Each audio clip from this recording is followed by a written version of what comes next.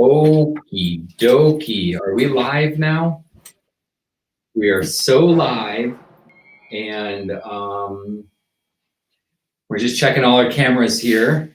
Okay, I can see it on the iPad, I can see it on the Mac, I can see it on the other Mac. We're good to go. Welcome everyone to part 3 of the ABCs of tree care, the ABCs of the tree care business.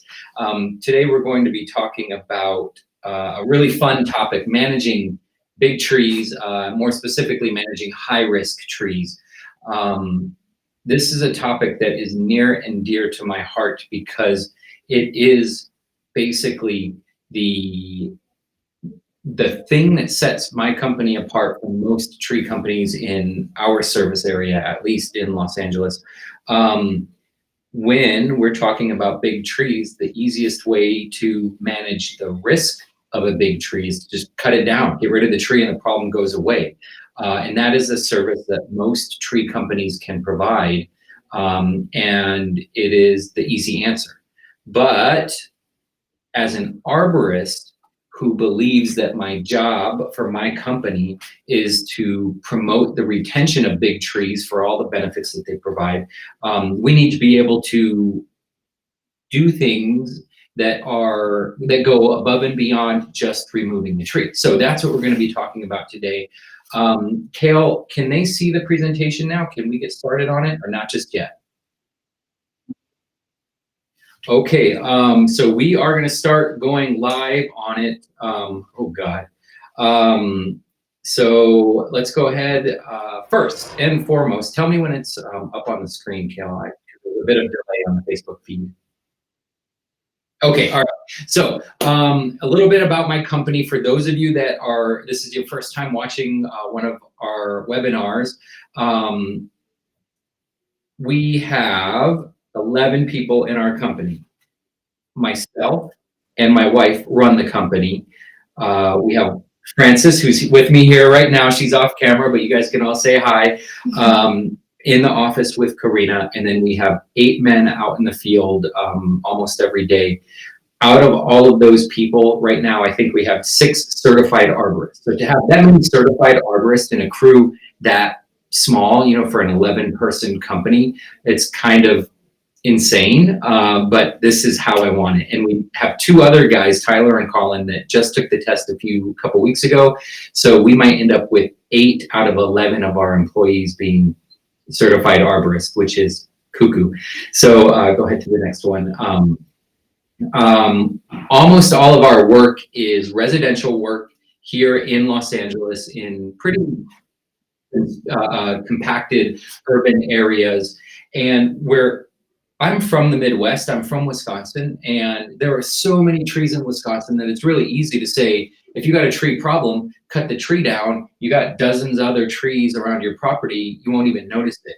A lot of our clients have 1 tree, and a lot of the times it's not even a nice tree. It's unhealthy, it's living in compacted soil, it's had roots cut from construction, it's had roots compacted from construction, it's had massive, I think 90% or more of all the trees in LA have been topped.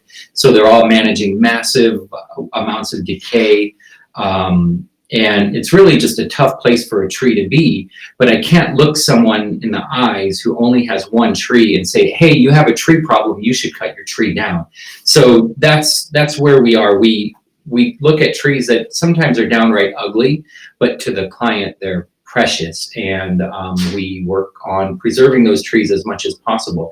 It makes us really have to up our game as arborists, and me as a business owner, to make sure we can do all this in a way that works well for us as a company, for the tree, and for the people that own the tree and the people that live around the tree. There's a lot at stake here, and if we make mistakes, it could impact everybody. So at the bottom, you can see there's a bunch of credentials there. I'm a board certified master arborist. We're a member of ASCA, TCIA. We have a CTSP on staff, and we have state licenses and all sorts of things. So I like to at least pretend that I am qualified to talk to you guys about what we're doing today.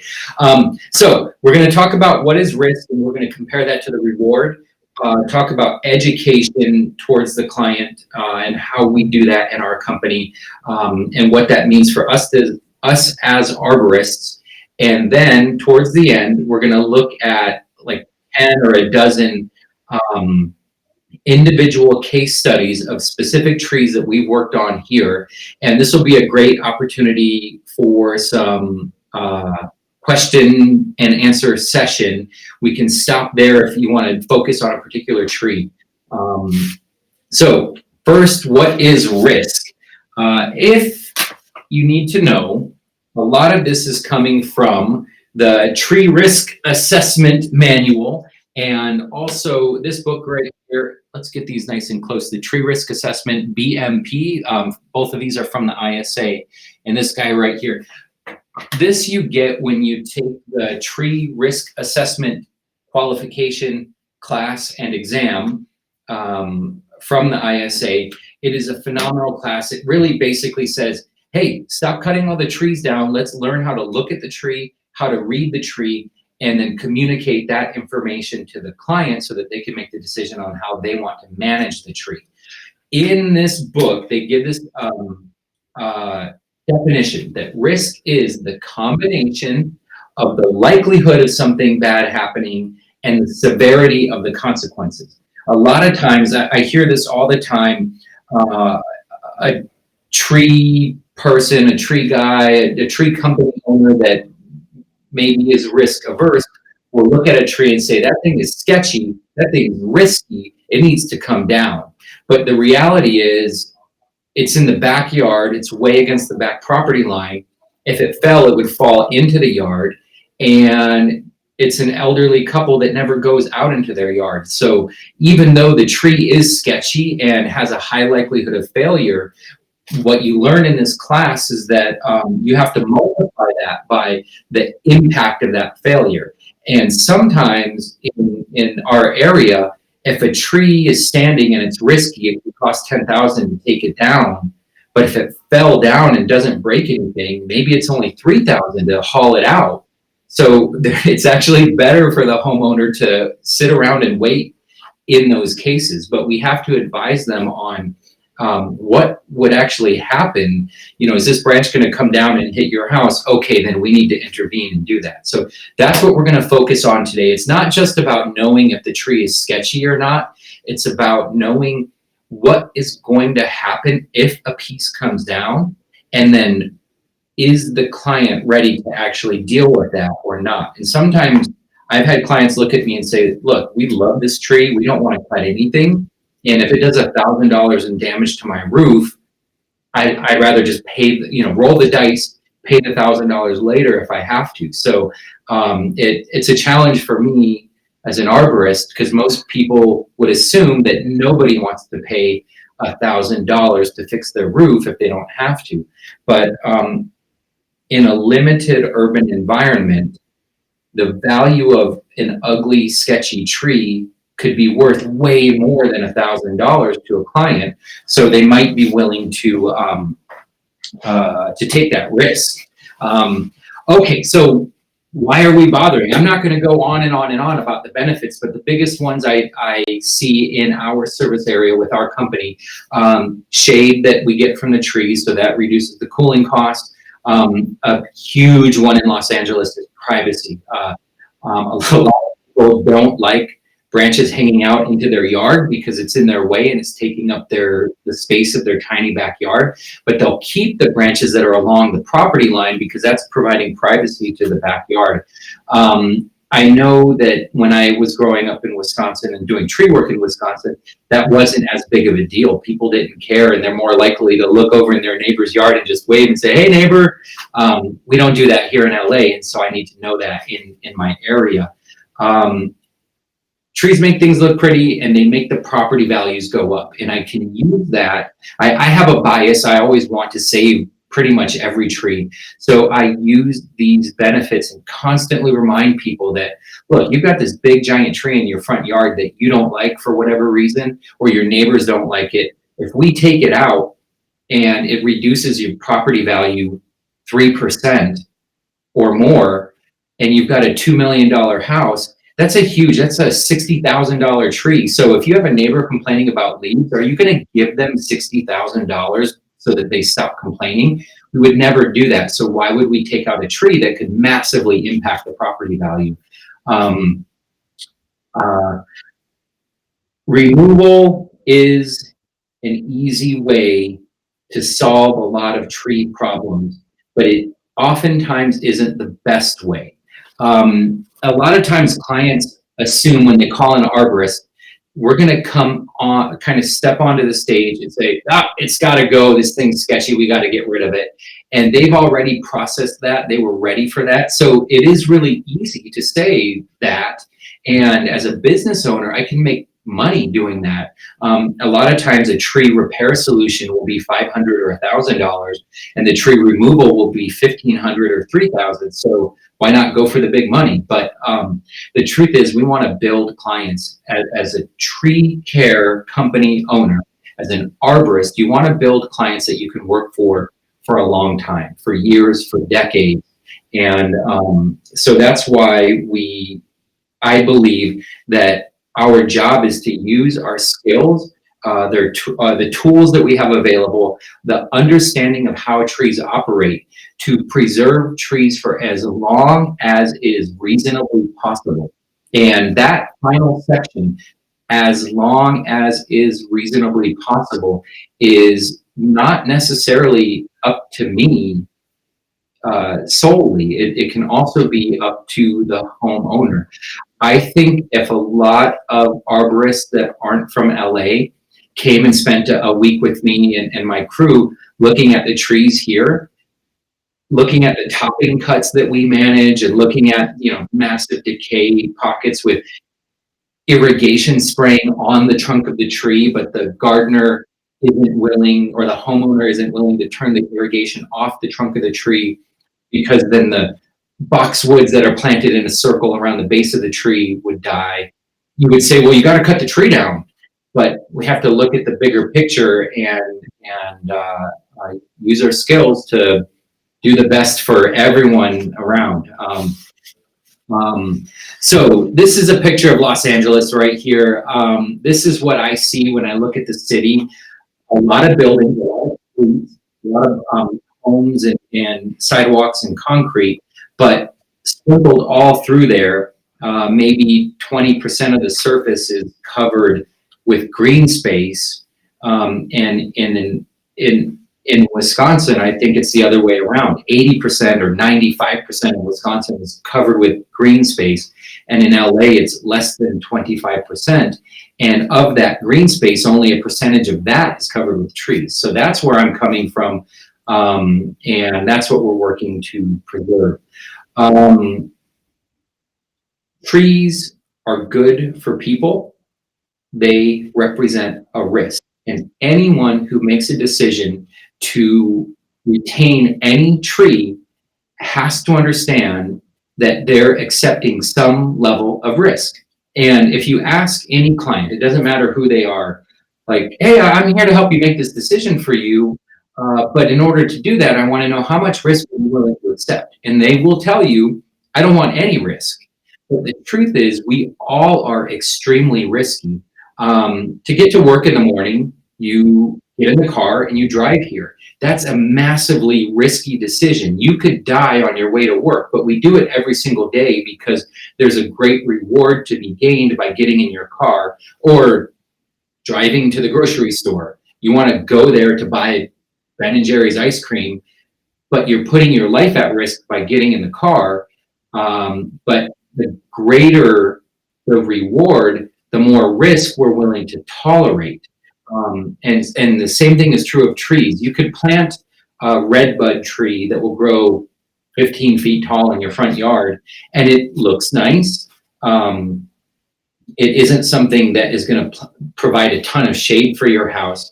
But it's also a very low risk tree. It's not very likely that a redbud tree is going to hurt somebody or destroy your sewer system.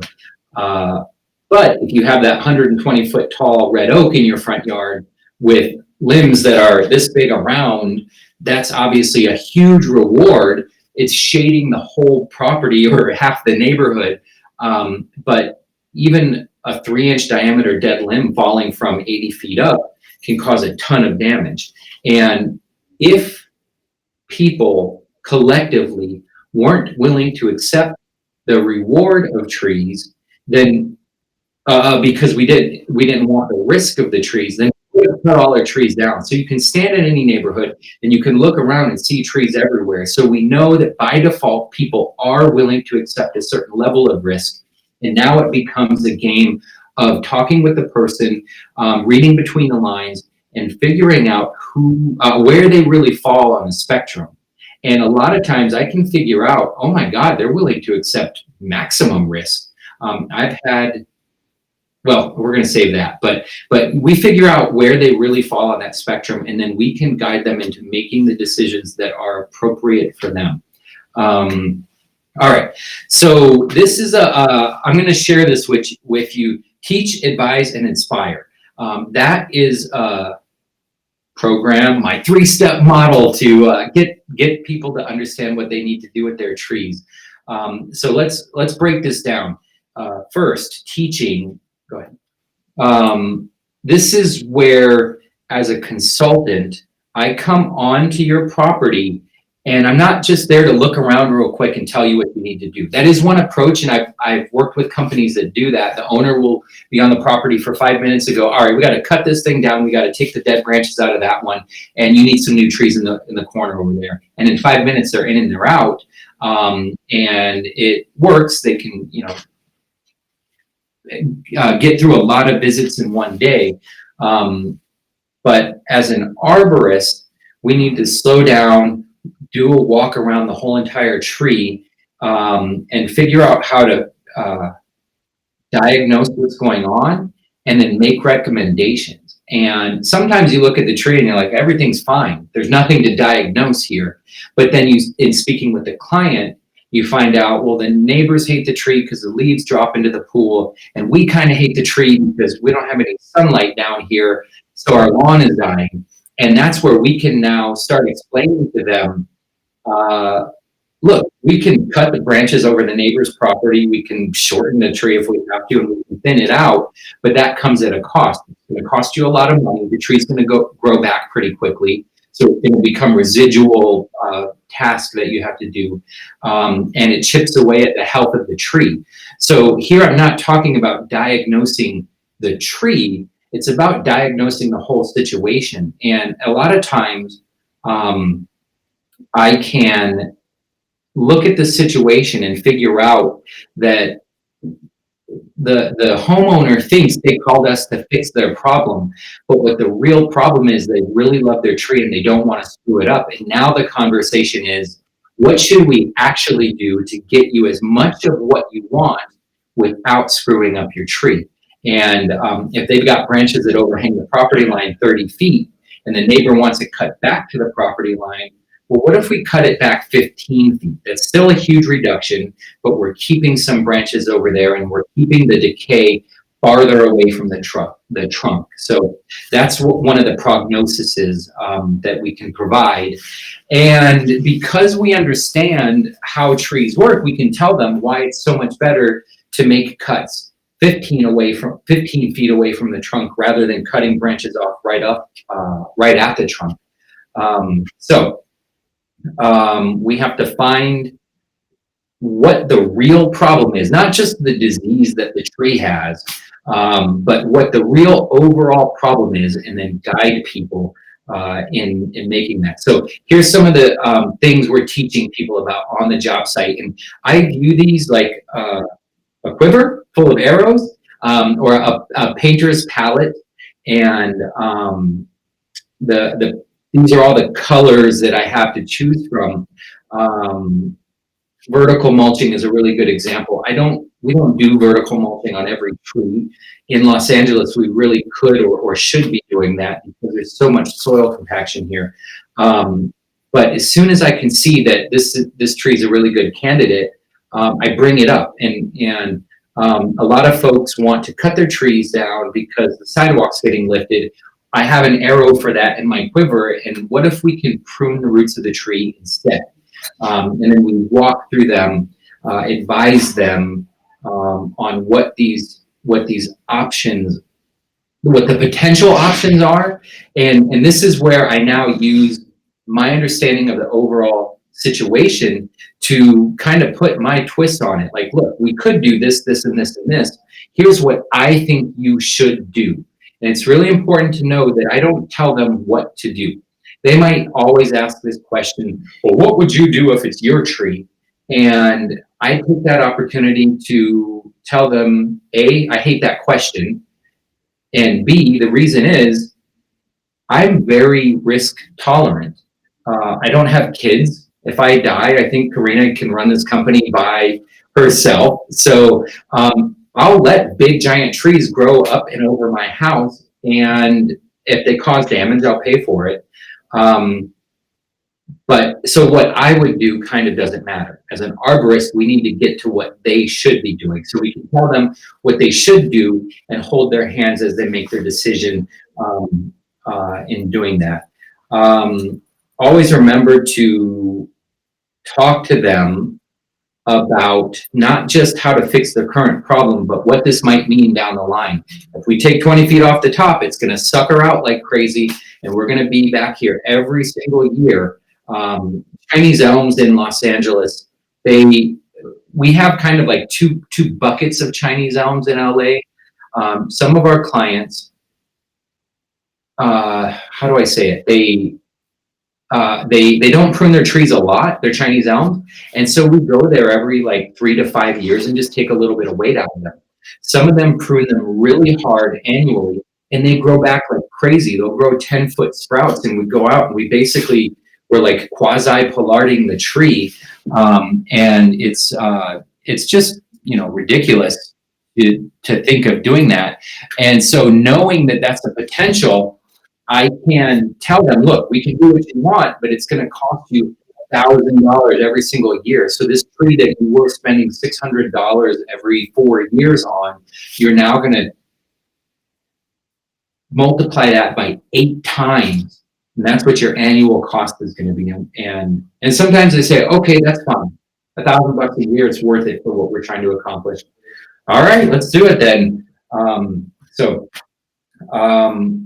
That's where we want to inspire people to do the right thing. Don't top your tree. Don't bring it down 16 feet to meet some, HOA guideline or whatever. We have to remind them that trees are living things, and it's not just a wall that somebody built and we need to have a contractor shorten it up and put a hole in the middle. It's a living thing. So, yeah, go ahead. All right, so let's get in. Kale, are there any comments or questions yet that we need to deal with? Oh my God, so many comments.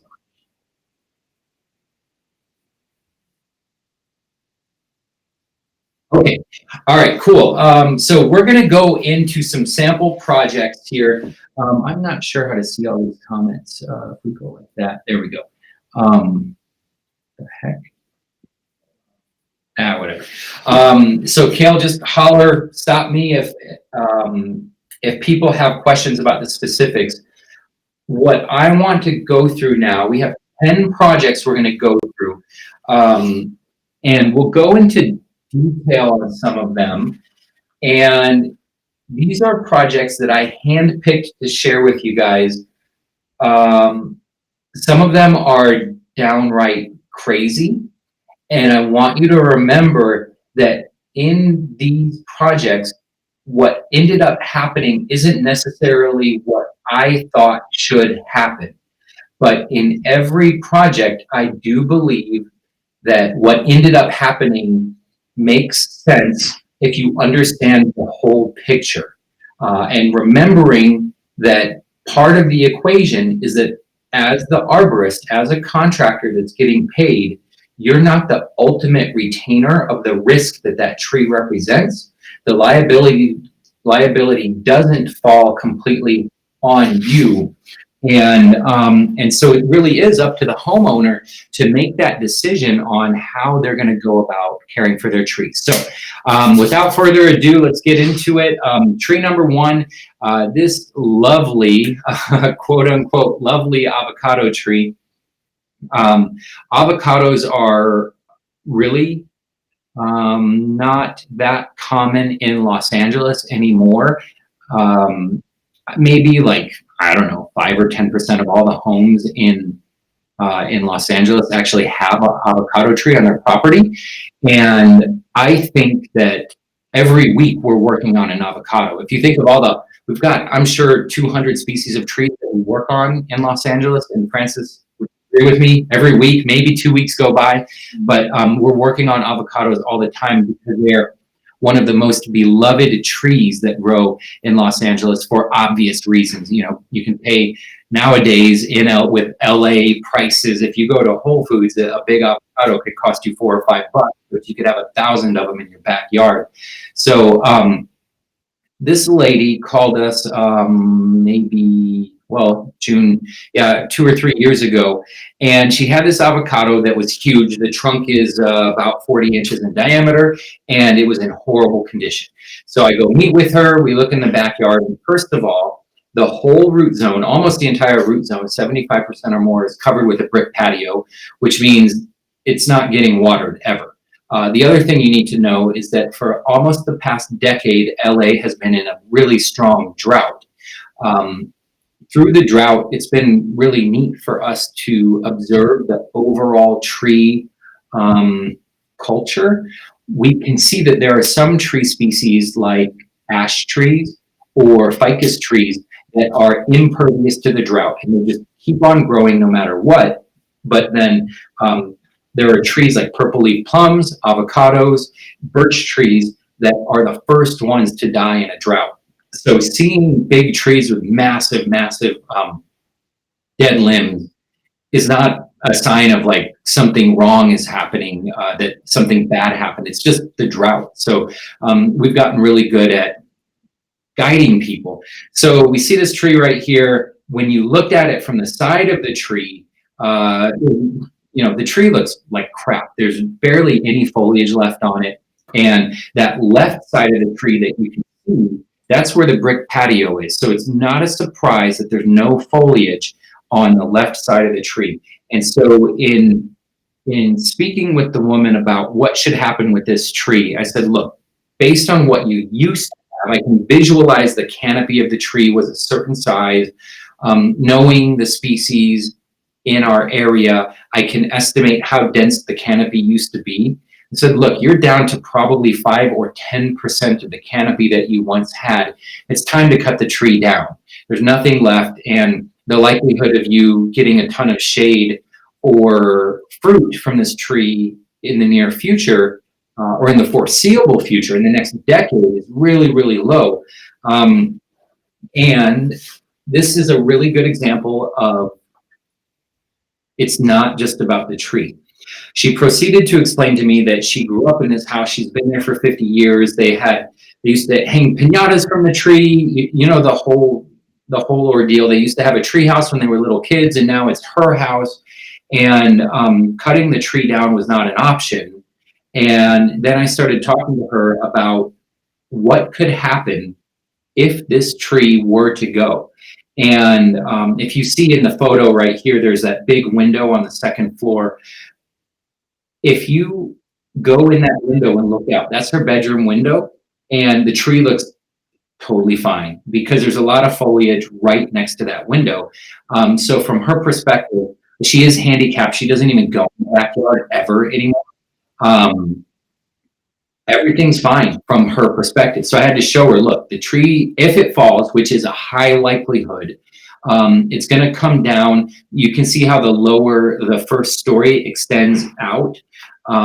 That's an addition that she put on a long time ago. And her words to me were, we never go in there anymore. And to me, it looked like if that tree failed, that's what was at risk. And if it actually did come into the building, which I told her was very possible on a tree of that size, we could be looking at $50,000 or $100,000 worth of damage.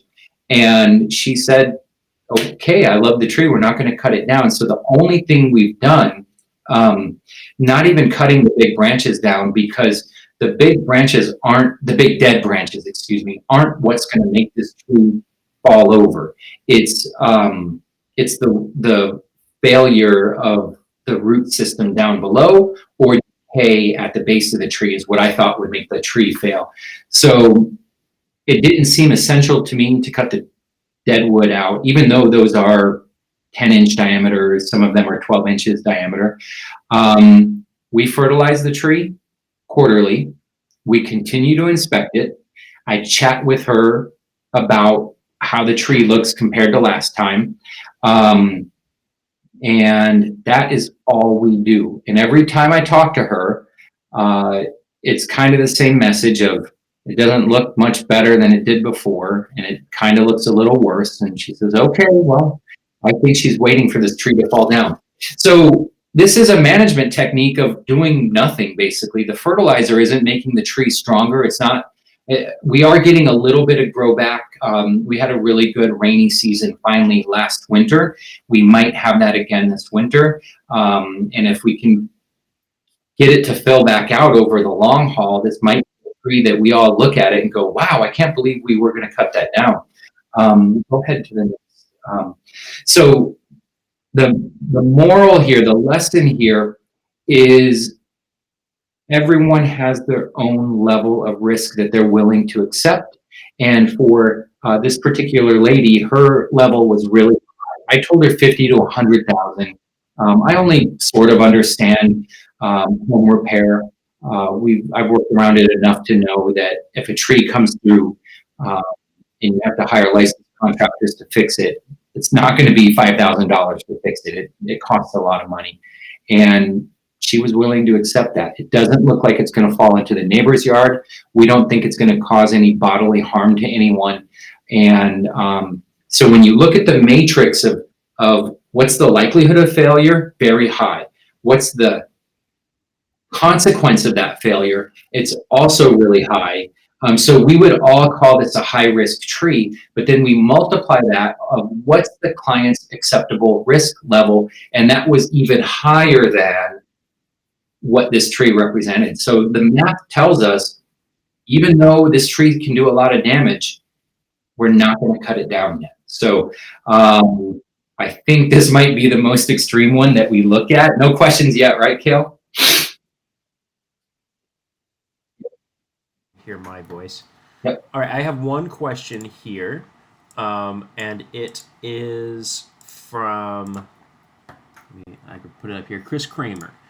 He's asking how this changes when you are coming from the municipal side of things.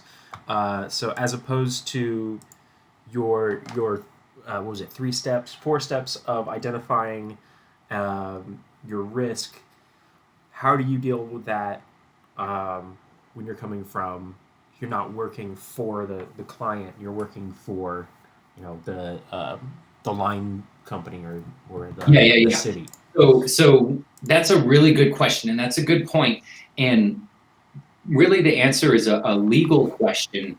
And it varies from city to city, because you need to know who the owner of the tree is, who ultimately makes the decision on what's happening to the tree. So a lot of times the municipal arborist isn't the final say. There can be the public works director or something like that that has to approve a removal.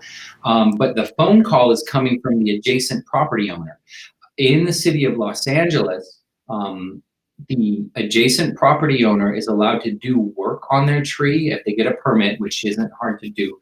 But they're not allowed to cut the tree down, and the city of LA will put their foot down and basically say, no, the tree's not hazardous, it doesn't need to be removed, therefore you, adjacent property owner, are not allowed to do it. If a municipal arborist looks at the tree and says that it's hazardous and poses a risk, most cities will look at the risk level and say, we don't want that risk, and they will cut the tree down at that point. But it's the same thing. It doesn't really matter that it's not a homeowner that owns the tree. It's just look at who the actual owner is. Now, some cities have situations where the adjacent property owner also owns the parkway tree and they have the ultimate say. That's a rare situation throughout the United States, but in that case, then the municipal arborist can advise what should happen. And then if the homeowner decides to retain a risky tree, then that means when a failure occurs, the homeowner who's already been put on notice, probably in writing by the municipal arborist, they would have to pay out a very swift lawsuit to cover it because they've been advised on what should happen. Another good point is in these situations, we like to put things in writing. Dear tree owner, your tree sucks and you need to get rid of it. And I understand that you won't, but I want to go on record that I have officially advised you that the likelihood for tree failure is very high. And that way, later on, they can't say, well, the arborist seemed like he was cool with it, so why should I be concerned? We do want to have that in writing. So, yeah. Keep going. Okay. Skip that one. And let's talk about the Monterey Pine. Go ahead. And Benedict, can you hit it again?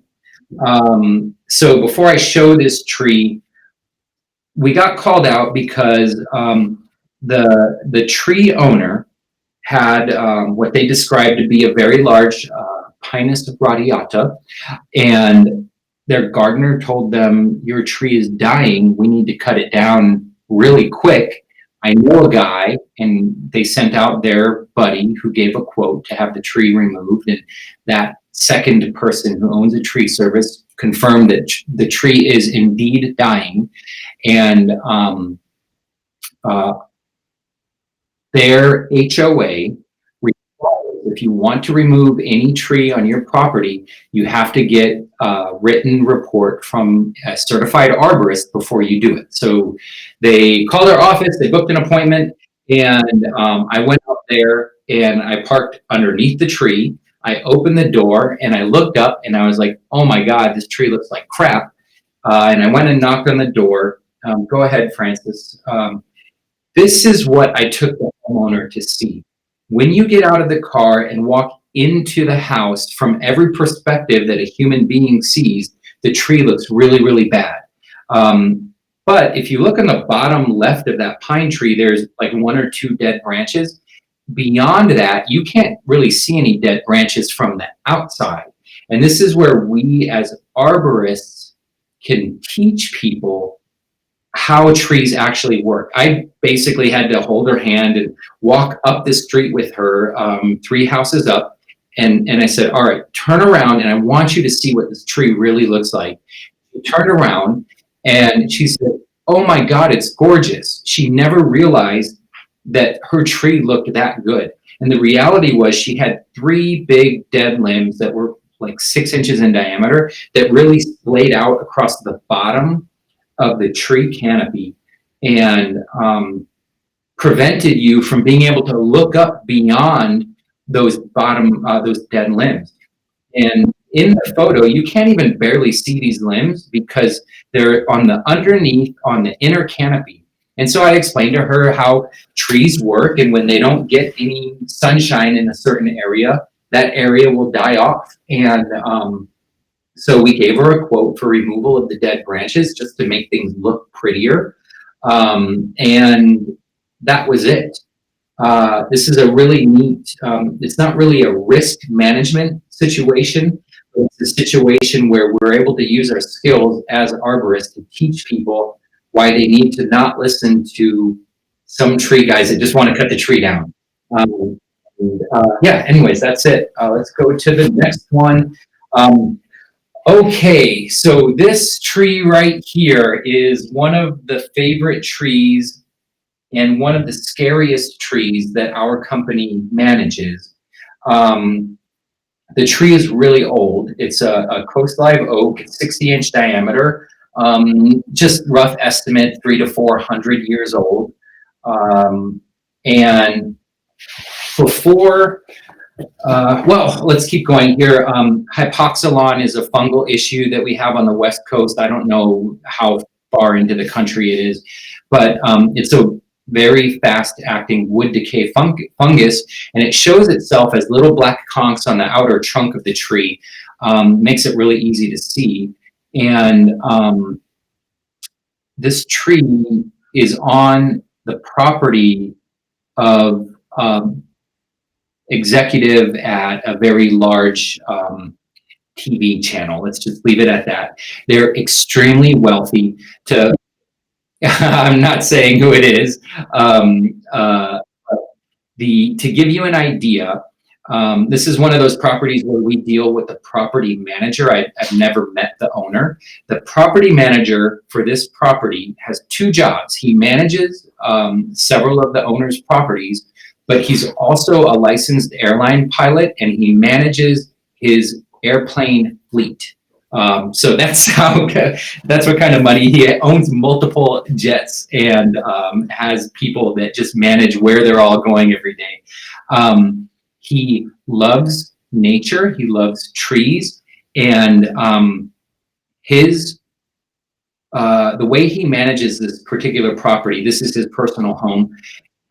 Whenever anything that abuts his property comes for sale, he buys it. He tears down any buildings, and he turns it basically into a big park. So in the middle of Los Angeles, he has several acres of just a massive park around his property. It looks unreal for Los Angeles. And this tree, when the gate opens up on his driveway, and you drive up a cobblestone driveway, what you see is this big giant oak tree. And when I met with the property manager the very first time a couple years ago, he said, we have been managing this tree for a really long time. Several arborists have given up on us, and they want us to cut the tree down. We understand the tree needs to be cut down. We understand that you are the kind of guy that gets legally that we're allowed to make that decision. We want you to help us reduce our risk as much as humanly possible, but we're going to take on the consequences of whatever happens. And to me, I was excited. Like, this is so cool to have a property owner get it legally. They basically said, oh, by the way, you have an unlimited budget to do whatever you think needs to be done. Go ahead, Francis, to the next one. So here's the Hypoxia cankers. You can see those little black dots.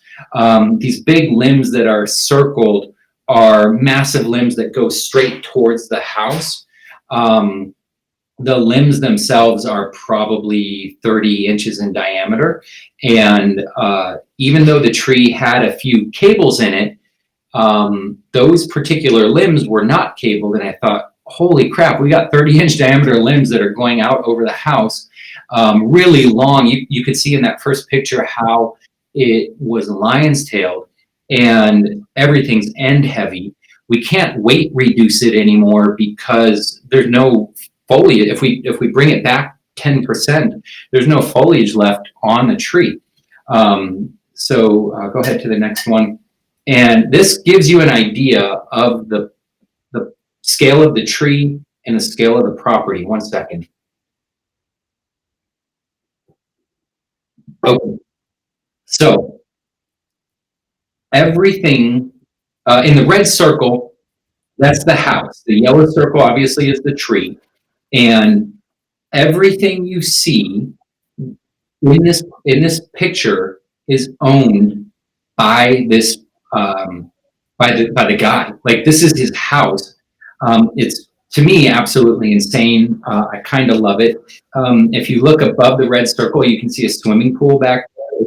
It's a 10-minute walk to get to the swimming pool. So we're gonna play a video here. Hit it one more time.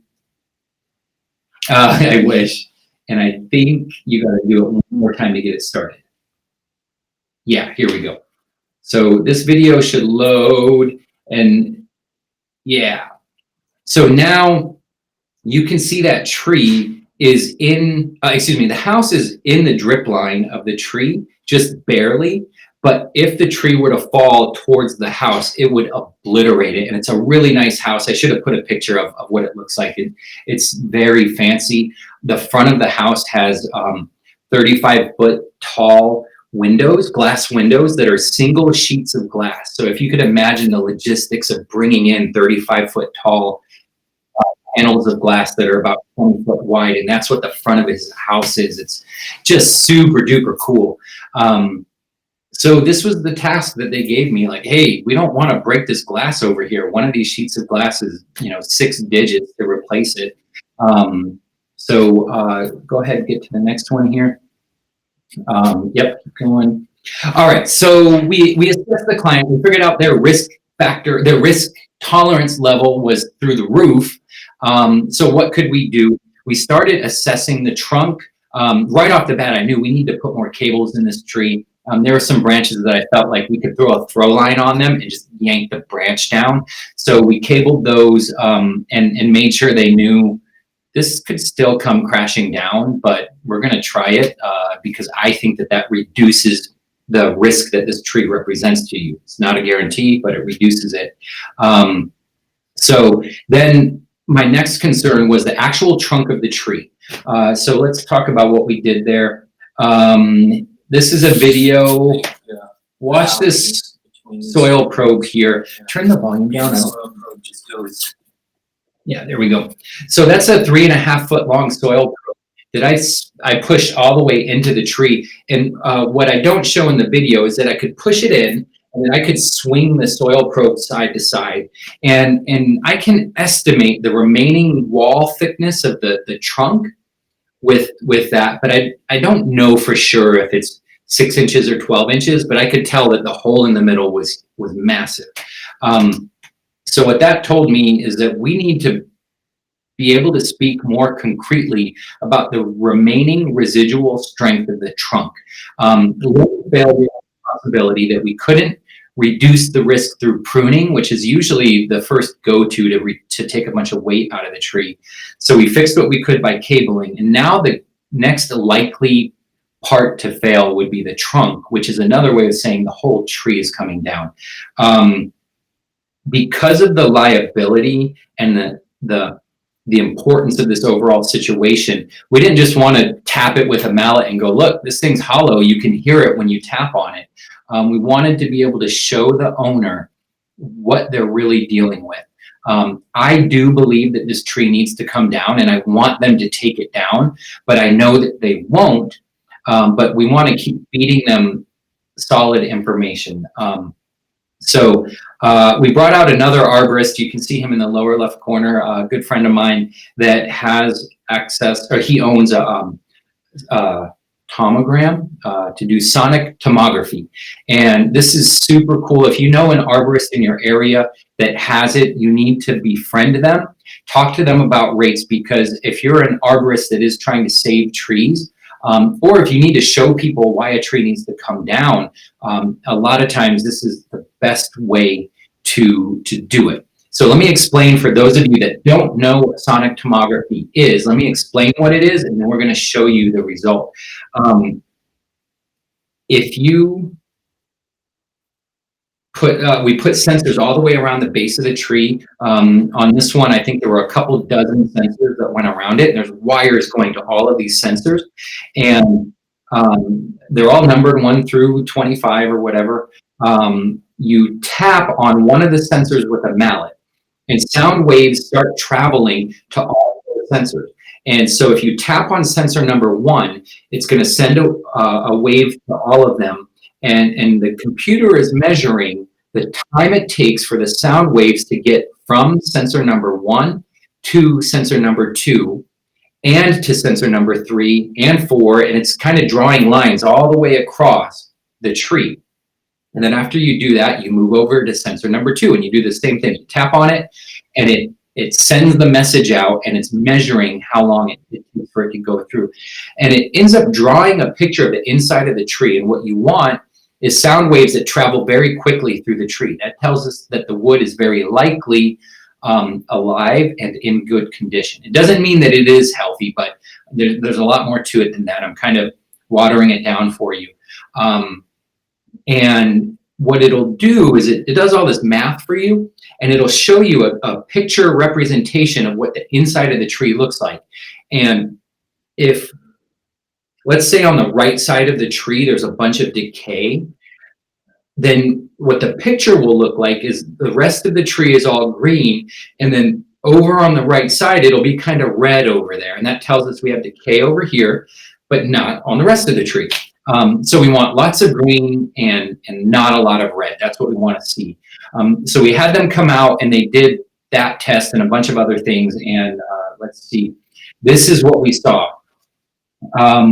There's two tests that were done. The one on the left, if you look above it, it says that was done at 12 centimeters.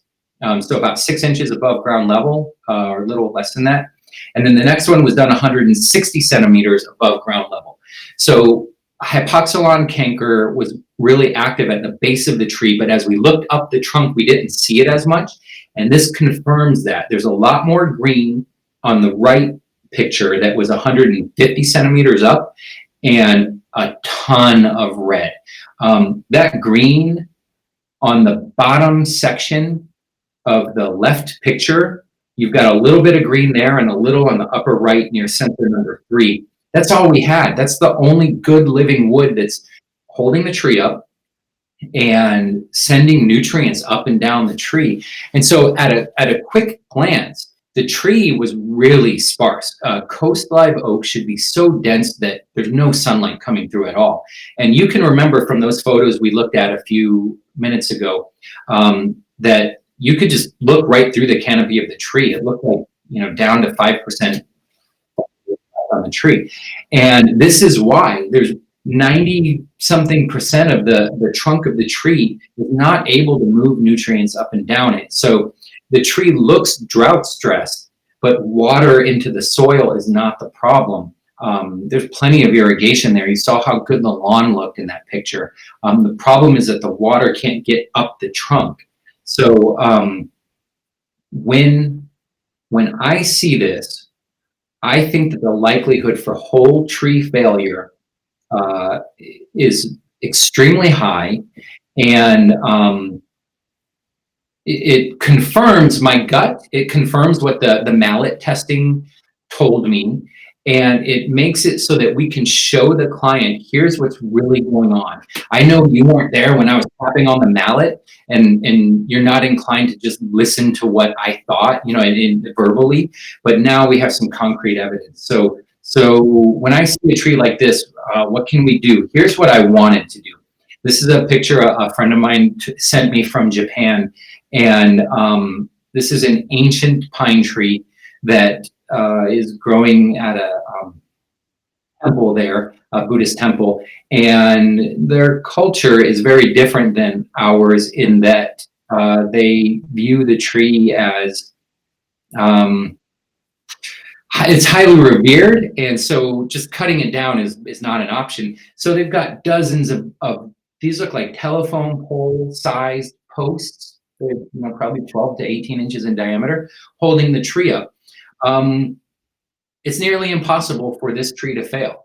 And I told the property manager, this is what you guys need to do. If you can't cut the tree down, you need to incorporate something like this into your plan here and mentally get used to the aesthetics that will represent. And that's not an option. It would dramatically change a lot of things.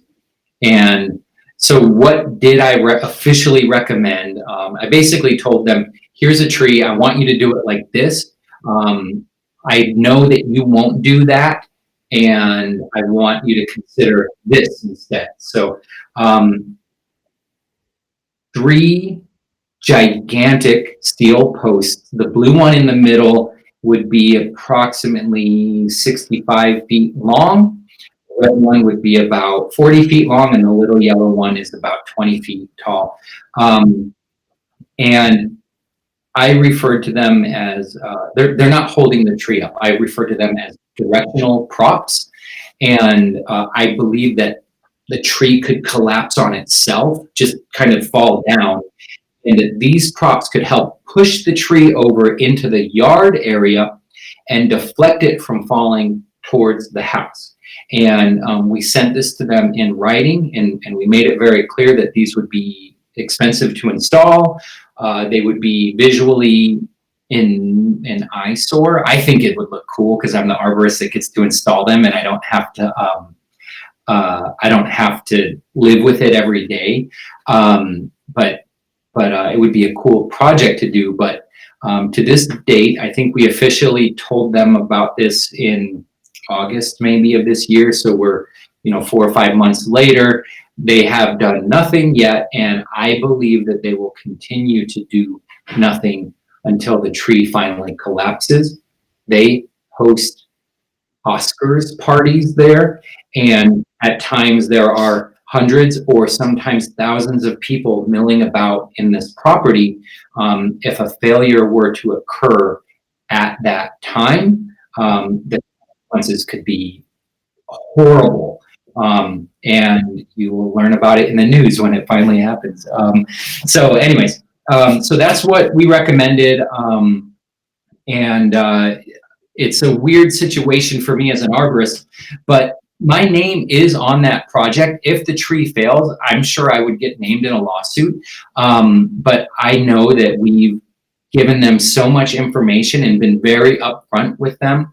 The owner told me, the property manager told me this tree could kill someone and he still won't cut it down. And that's the length that they're willing to take. So anyways, here's another tree, and this relates to the previous one. Yeah, go for it. Okay, so we've got a question here from Jason Dudek. Hi, Jason. Yeah, our #1 fan. So yeah, Jason, thank you for watching all of these. You're awesome. Keep it up. He's wondering about if you consider to use guide wires to keep it from falling towards the house. Yes, thank you, Jason. That was honestly the very first thing we looked at, and it just so happens that the way the property is placed, that tree's up on a hill, and on the left side of the tree is where the house is, so wires over there would pull it towards the house. So it would have to be wires going down the hill, and the wires, there are trees across the property that could work, but the wires would have to go downhill, and the lower end of the hill, you could actually reach up and grab the wires, and that was deemed not reasonable. The other problem is that it was approximately 800 feet from the base of the tree to the base of the anchoring trees at the end. And we just thought it would be unreasonable to run 800-foot cables to guy it. But that would be preferred. And in most normal situations, that would actually be possible. It just didn't work here. Okay. Victor Lazars is asking if there were, because you were talking about he calls it the sonic thingamajig. Yeah. Is there any other options that you know of? I know we have one at TreeStuff. Yeah. Good question. So I think the most common option beyond the mallet testing, every arborist should have a good rubber or plastic mallet in their trunk of their car. The resistograph is, I think, the most common out there. That uses a pressure-sensitive drill to drill into the tree. It gives out a paper readout. The thing I don't like about it is that to really get a good idea, you've got to do several measurements around the base of the tree. And this tree, this is a really good example.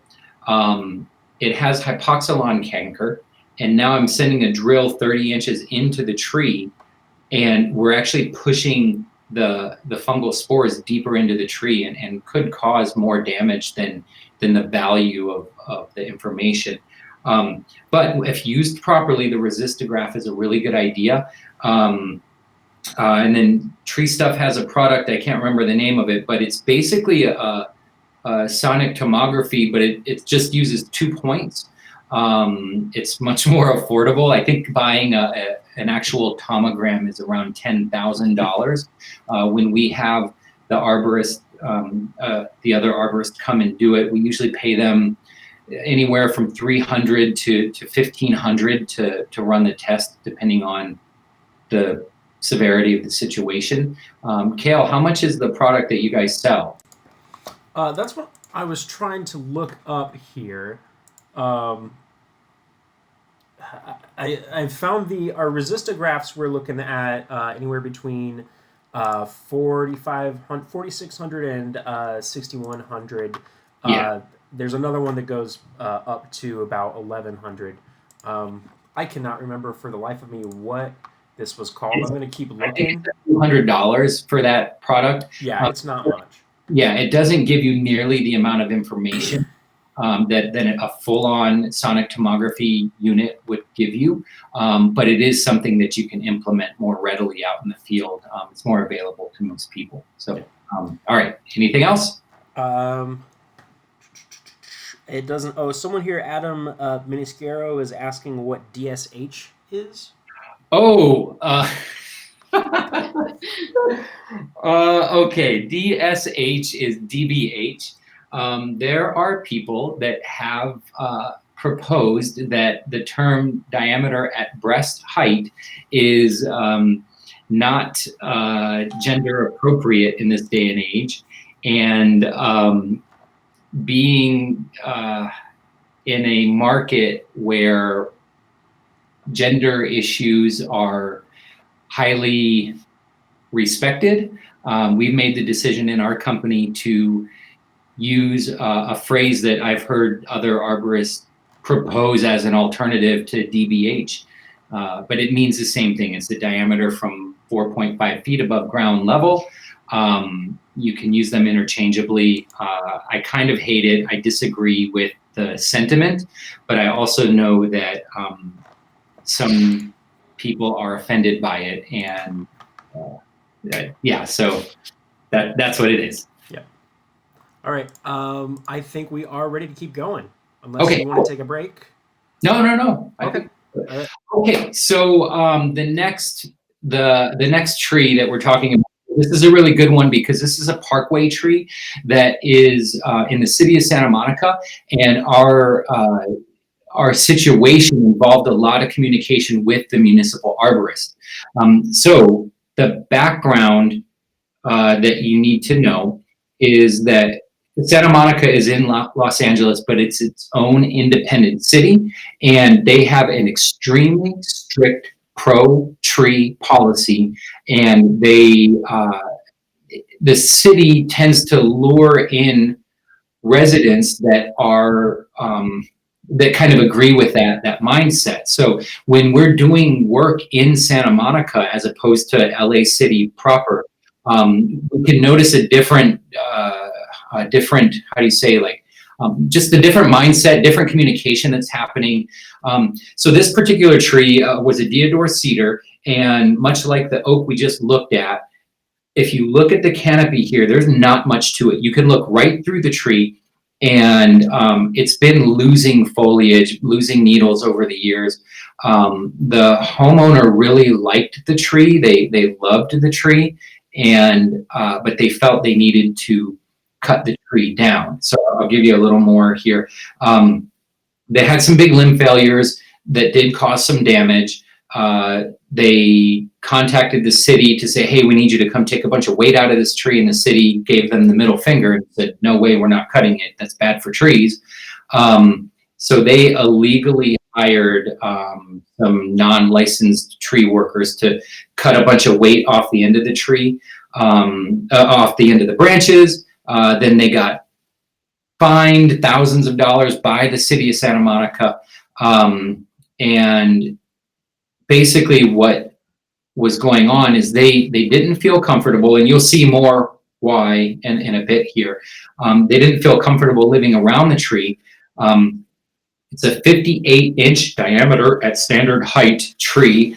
And once the neighbors found out that the homeowner was trying to have the tree removed, they rallied. This is where I learned about the website next door. If you don't use this one, it's kind of like, imagine a Facebook website, but the only people in your friend group are people that actually live in your neighborhood. So you can, just go on there and be like, hey, whose blue car is that in the street right there? And someone might see it and go, oh, that's my friend. He's from out of town. Don't worry about it. They went on there and they started basically rallying. They put together funding to hire lawyers to basically block the homeowner from being able to cut the tree down. Go ahead to the next one here. When I got called out to look at the tree, this is what I saw. The base of the tree had 50% of the cambium around the base of the tree was dead. It looked fine, and then I started tapping on it, and it was that thing where I tap on it and you can actually see the bark rattle. Like, whoa, it's common for it to be a little hollow sounding, a little thud instead of that nice sharp sound we want to hear. But I saw it actually shake, and I took a soil probe and I poked it in there, and it went straight in, and I was like, oh boy. And I just started peeling away the bark at the base of the tree. And what I learned was, can you go back to the previous one? I think you can see how the sidewalk is lifted right in the middle. It's lifted a little bit. And the sidewalk has actually been replaced. It looks like maybe 20 years ago or so, the sidewalk was replaced.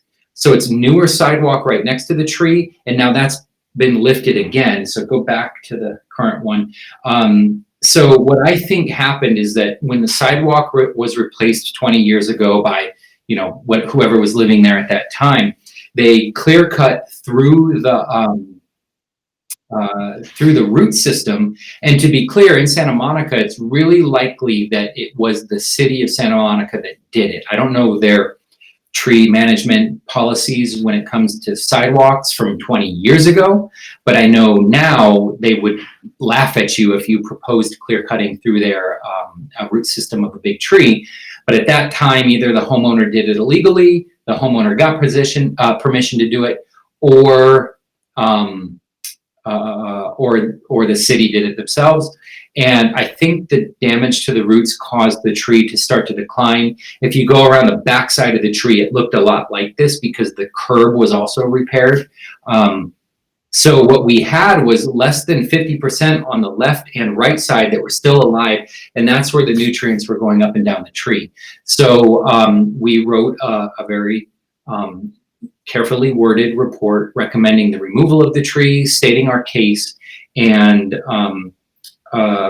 giving that to the homeowner so that they could present that through their lawyer to the city. Go back, sorry. And what ended up happening was the city said, F you, you're not cutting this tree down. The city was getting so much pressure from the whole neighborhood, and the homeowner ended up selling the house. They said, screw it, we're out of here. And they just sold the house. And they bought a better one in the Pacific Palisades outside of the city of Santa Monica, and they have even better trees there that we can manage for them. So that's how that situation ended. But this is an example of us recommending on paper, and other other arborists recommending the removal of the tree, and the municipal arborist making the decision to retain a high-risk tree. Any questions on that one, Kale? All right. All right. So, Kale, how are we doing on time here? About 45 minutes left. For a little bit, it's 7:18 right now. You've been going for about an hour and 15 minutes. Okay, so we got time here. We're halfway through these trees. Let's see how quickly we can do this one. This is a huge client for Tree Care LA.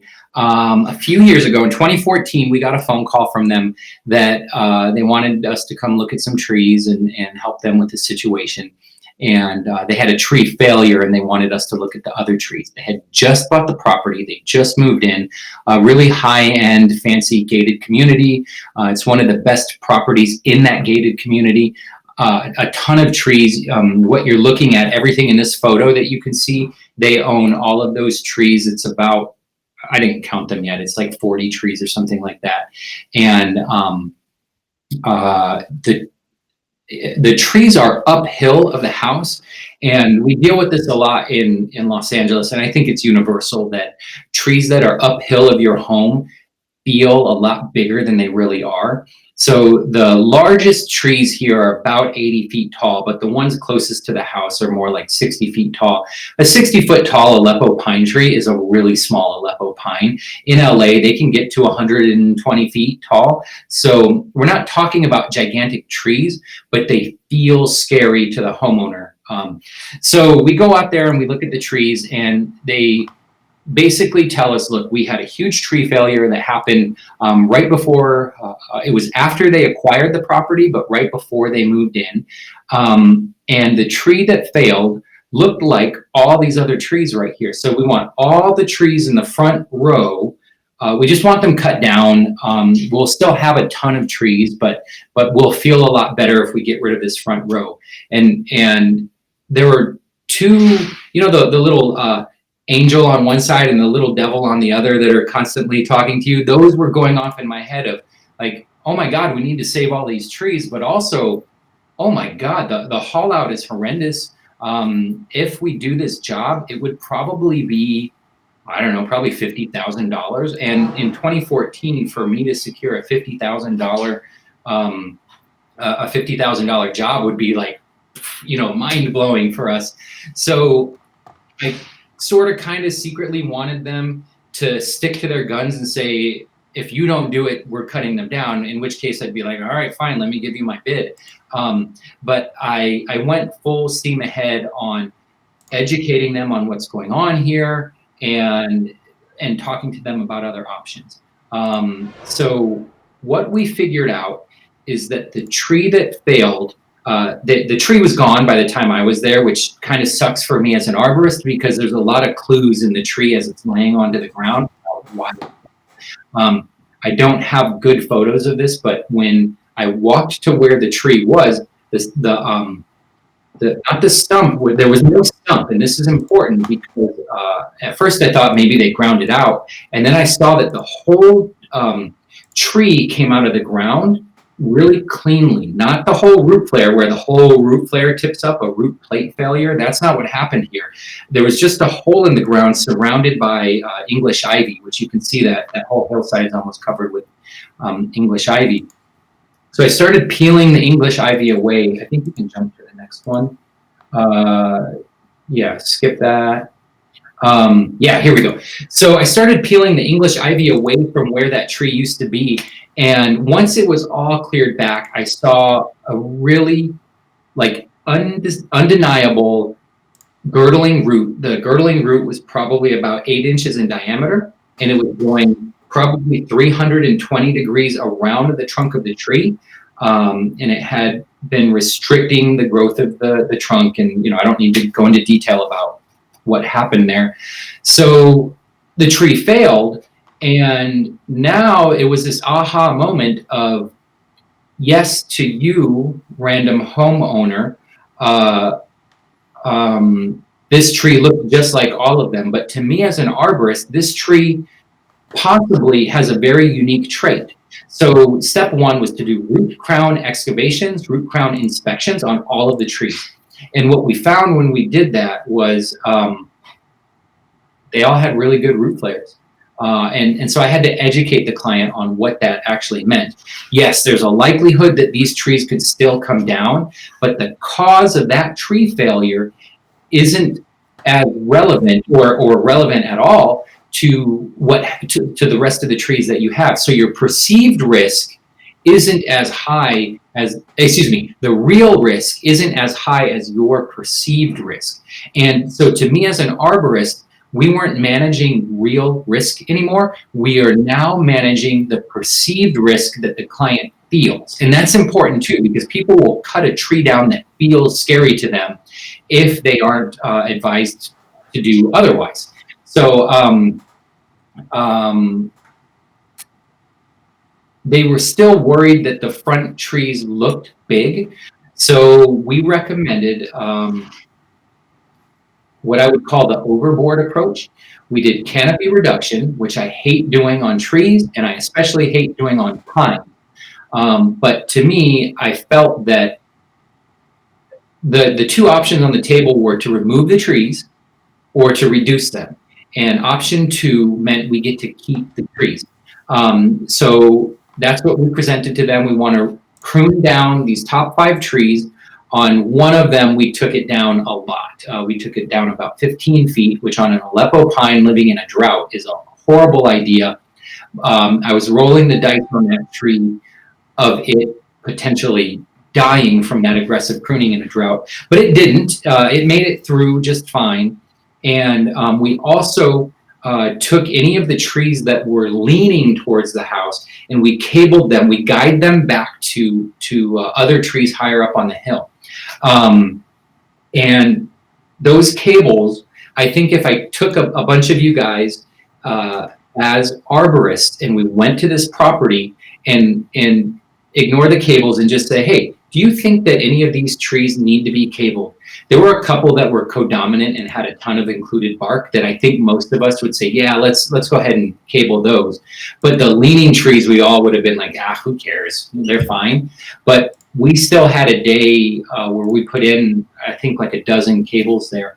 And we weren't putting them in to increase safety. We were putting them in to make the client more comfortable with retaining those trees. You can put it down if you want to. No. No, you're good? Mm-hmm. All right, so that's all we did. Let's go back when we finish this one, sorry. That's all we did, except something else happened. When we did that, the client fell in love with us. And we're not a huge company.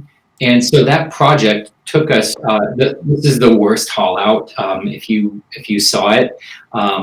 It is a real doozy of a job. And at that time, I think we had 2 climbers or maybe 3. So doing those 5 trees, plus a couple of other little things around the property, ended up taking us a full week. Every year we go back and we're doing more and more and more for that property. Now I have an 8-person crew, and we will do a full week worth of work. If you tally all the money they've spent on Tree Care LA and compare it to any other job that any other client that we have, they are the biggest client that Tree Care LA has. We have a couple of clients that are massive homeowners associations with hundreds of trees, and we make more money off of this client than we do anybody else. So this is a really good example of my understanding as an arborist, my ability to talk to the client, to assess them as people, assess their fears, assess their perceived risk, and then to present a reasonable plan ended up being phenomenal for my company. And it's really good business for me. I think if we would have cut those trees down, we might not have ever seen them again, because frankly, we're not a very affordable tree removal company. And if you get a few good quotes, it's easy to beat what our tree can do, or what our crew can do removal wise when we're looking at the price. But in pruning or tree management, there's nobody better in Los Angeles that can do that. Questions, Kale? One question. Oh, sorry, I'm not. You can't hear me right now. I have one question that I've got, and it's pretty much simply just, what happened to that last tree? Has it fallen over yet? To the last tree? Oh, the Santa Monica tree. Yeah. I don't know the answer to that question, because she moved from the house. I'm gonna pull it up on Street View right now and see if it's there. That one is right here on 25th Street in Santa Monica. On Apple Maps, Oh, dun dun dun! This is so cool. I don't think you can show this, but you know what? I'm going to go ahead and give the address because she doesn't own the property anymore. So it's public information now. If anyone wants to see it, you can go to Street View, 464 25th Street in Santa Monica, 90402. And what you now see in front of that property is a little 15-foot tall deodar cedar tree. So the tree has been removed. I don't know if it was a city that, well, I assume it was a city that cut it down because Santa Monica doesn't let any private contractors touch their trees. So they probably had some failures. Maybe it fell down. I don't know. I'll try to find out and report back. But it is gone now. Okay. All right. Well, so far I accidentally closed out my video here, but I think that is all that we have. We might have to say bye to Jason Dudek because it appears he's on his phone at his kid's Christmas concert. So yeah, if you want to keep on going, I can send you any more that we get. Shout out to Michael. Oh, wait, hold on. Robert Albritton wants to know when the last time you shaved was. Who wanted to know that? It's Robert Albritton. Robert. Hi, Robert. This is probably a week's worth. So I'm glad you are paying attention to the important things. Okay. You guys can see number 6 now? Okay, we're looking at tree number 6 right here. So this is a silly tree because it is not a big tree at all. That's a 1-story house behind it. This tree barely extends above the top of the 1-story house. It's maybe 30 feet tall to the tippy top. It might be more like 20, 25 feet. I'd have to measure it.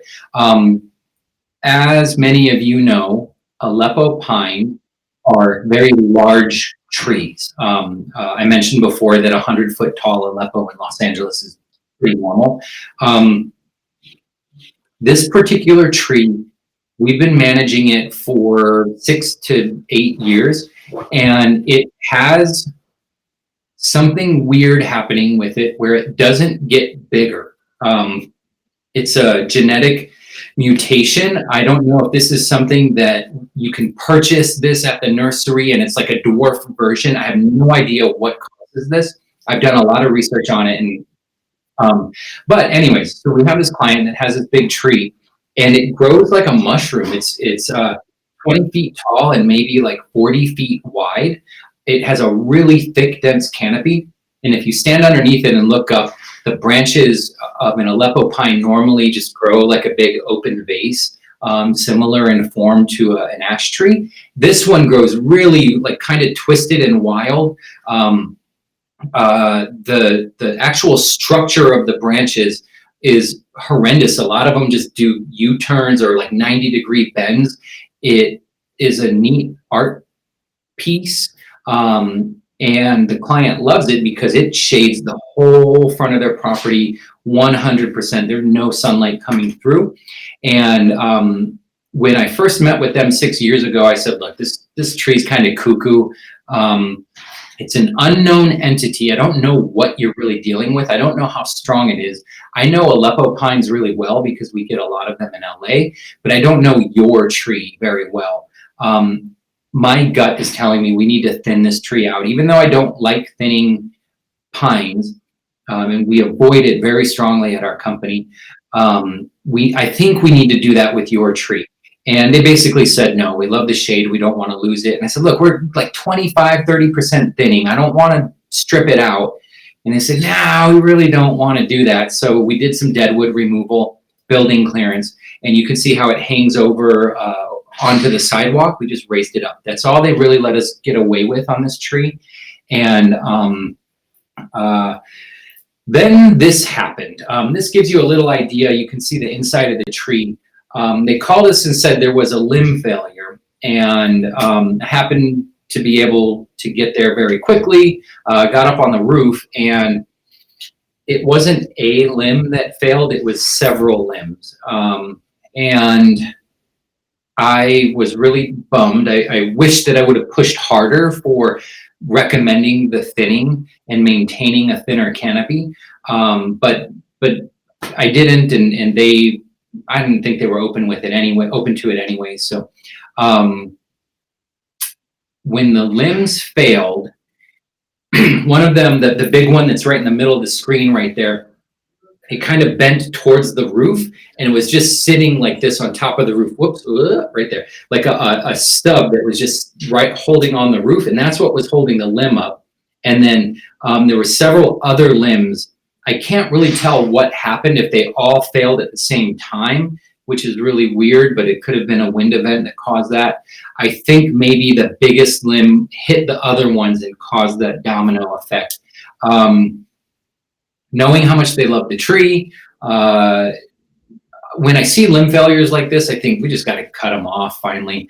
They didn't want to do that. So I gave them a plan for us to take some weight off the bottom and take that weight off the bottom and then lift limbs back up, bolt them together, install a couple of cables to kind of guide the branches, and just Frankenstein this tree back together. And they were stoked for that. And we scheduled this to happen in an emergency basis. We almost never work on the weekends here at Tree Care LA, and we scheduled this one to happen on the following weekend. So here's a video of Ricardo Vasquez, one of our arborists, up in the tree. I wasn't there.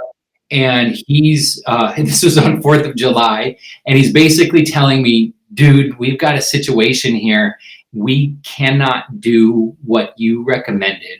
So you can see that limb right there that's resting on the roof. That's what's supporting everything. Go ahead, Francis. Kale, does the audio come through? Oh, okay. Well, don't worry, I'll narrate it because I think you'll hear it better.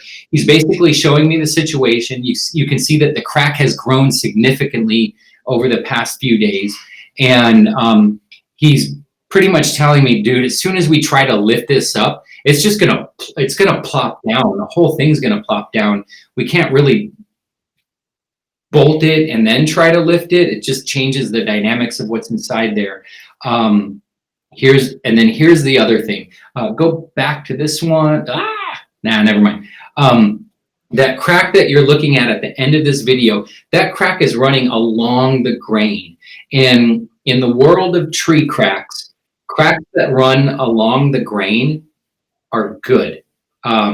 Cracks are not good in trees ever, but if we have to compare them, ones running along the grain are way better than ones that run cross grain. And this is, I think that's a video too, or no? Yeah, so this is him showing what it really looks like, and you can see a significant cross grain crack because of some deformity right there. And once I saw that, I was like, oh man, and that's not something I could see from the roof. I would have had to have done an in-tree inspection to find that. That also might not have been there the day that I was there for the inspection. And so I told the guys, we had 2 certified arborists there, and I think 2 more guys that were working with them.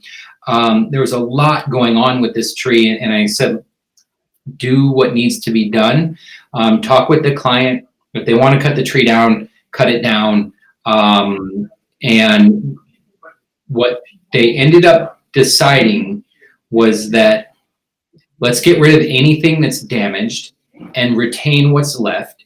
And our crew was able to paint the picture for them that if you look at it, come out in the street and look at it, that's going to go, that's going to go, and that's going to go. And all you're going to be left with is this weird branch right here and that weird branch right there. So this is it right here. Go ahead.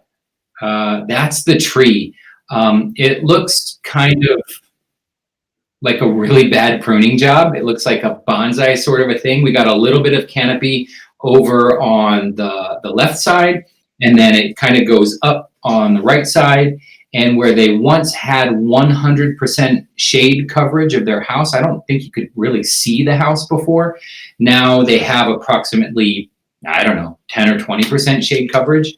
They are playing the long game here. The risk level of the tree is now down. They were not comfortable with trying to lift things back up. They didn't want the retained risk that would happen if they tried to do that. So I think we did the right thing. I'm not happy with how the tree looks. And I think if I just took you and said, hey, come look at this tree we pruned, you'd look at it and go, you did this? What? You're an arborist?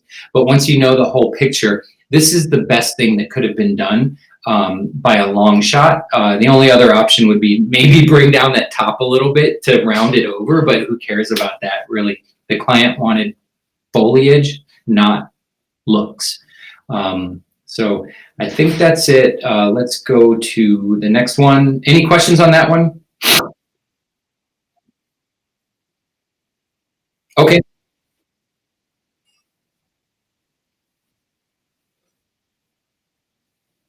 All right, so I do have one question here, and that is T. Mazar coming at your mental health. He is asking about your how you deal with when a tree under your care fails. So, like if you have a high risk tree that you have cared for and it fails, how do you deal with that mentally? Do you feel like you failed or what? So there's two components to this, and I could lie and just tell you the first component. So I'm going to do that first, and then we'll talk about the second part. Okay. Everything that I'm presenting to you right now is me explaining to the client up front, I want you to do this, and if you don't, bad things could happen. And sometimes those bad things happen. And I can look at it and go, it's not my fault. I told them what to do, and they didn't listen to the arborist. So then I have zero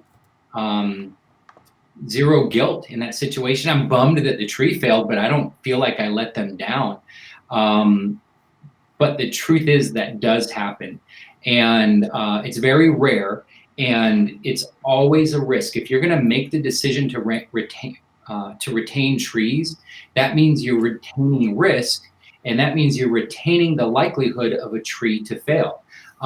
We can do as much as we can to minimize, to recommend actions to mitigate that risk, but when the bad thing happens, I have to remind myself that I help manage thousands of trees. And if you compare a really good Major League Baseball player that makes millions of dollars, my batting average is phenomenal. I'm batting like .999 or something like that. And that's so cool to think of. I'm not like a tree wizard. I'm not psychic when it comes to trees. Read a few books and you can have a phenomenal batting average at saving trees. There's nothing else that can be done at that point. I can't ignore it. I have to acknowledge it, and I try to learn from it. So TC, you always ask really good questions. I'm lucky to know you. Let's go to number 7. Okay, I have a question just coming off of the back of that. Do you have anything set up for your company that would help you legally in a situation dealing with high risk trees where they want to keep the tree? Yeah. Okay, so there's 2 things we have to look at here. If a tree fails, there are 2 ways that people could come after you. One of them is just for the liability of the failure. I think a really normal example would be if you're pruning a tree and you drop a limb on the neighbor's house, your general liability insurance, which every tree service operator must have. It's not expensive. When I started my company, even in Los Angeles, it was $1,500 for an entire year. And if you break that down over dozens of jobs for a new company, it's basically free. That covers you for that. But a lot of these situations are ones where we didn't even touch the tree. If there was a failure, it wasn't because we did something. And that's where you need one of two things. It has different names depending on who your insurance company is. Professional liability insurance. And this is insurance that's basically covering you for something that you say. If you tell someone, nah, your tree's fine, it looks good, it's healthy, it's strong, and then it falls over the next day or the next year, they can tell their insurance company, look, this isn't our fault. We called an arborist. Look, I have an email from him right here, and he said, don't cut the tree down. Or we asked him if we could cut the tree down, and he wouldn't even give us a quote to cut the tree down. He fully believed this wasn't going to fall. That's when professional liability insurance will cover me. In some places, it's called errors and omissions. Some insurance companies put professional liability under errors and omissions. So you have to have E&O, errors and omissions, and professional liability insurance. So if you're just going to people's property and giving them a price to cut their tree down, you don't need professional liability insurance. If you are charging people for consultations, which is what we do at our company, we don't do free estimates. If you're writing reports, if you are giving recommendations to retain trees, you really need to have professional liability / E&O insurance attached to your policy. And there's a lot of people that will also get umbrella insurance, and you have to talk to your agent about that, because I've spoken with arborists that think that the umbrella is what, there's this image of like the umbrella covers everything. That's what an umbrella is and does. But if you read the fine print that comes with your policy, a lot of umbrella policies are just extending the general liability coverage. So you might think you have really good coverage and not have it. Call your agent. They want to sell you additional insurance, trust me. So if you're entering into this realm of tree work, definitely get that coverage. It's not expensive. It's less money. I think we spend less on professional liability insurance than we do on general liability insurance by like 10 to 1. I mean, now our general liability is like 15 or 20,000 a year. Robert Albritton is calling me right now. I'm busy, Robert.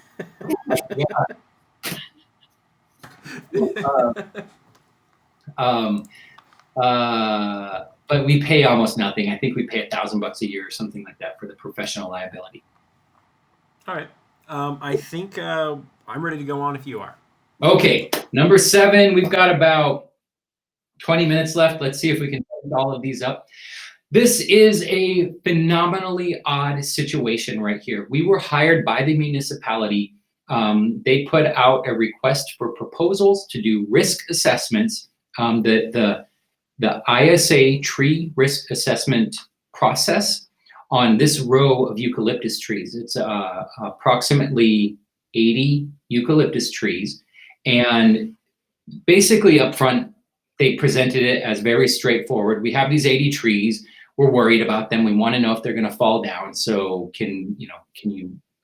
So we gave them a bid to assess every tree, do the tree risk assessment formula, put together a report that ended up being 50 pages long or something ridiculous like that, with recommendations on what needs to happen on the trees.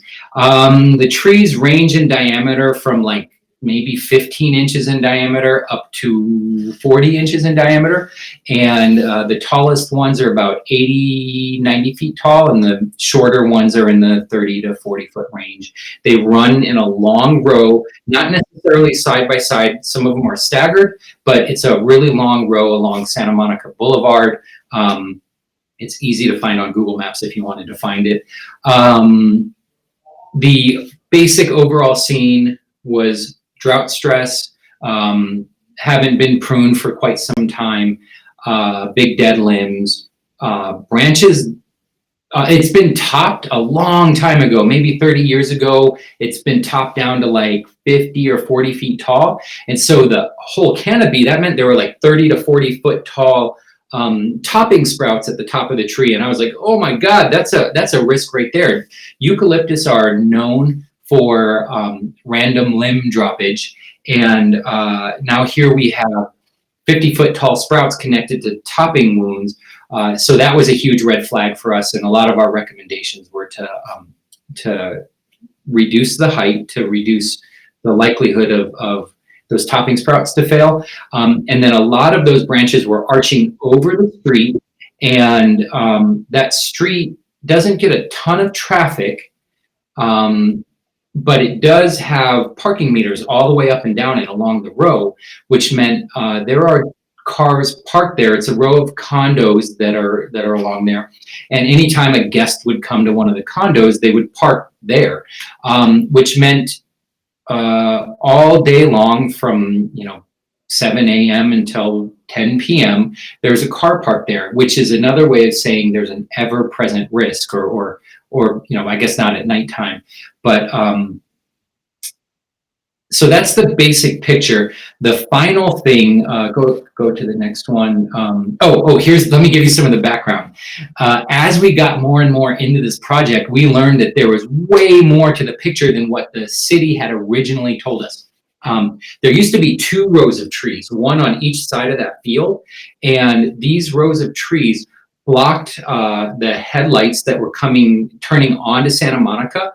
Those headlights point right at these condominiums, and these are Beverly Hills condominiums. They're extremely expensive places to live. The mayor of Beverly Hills lived there, and very high-end folks living in these.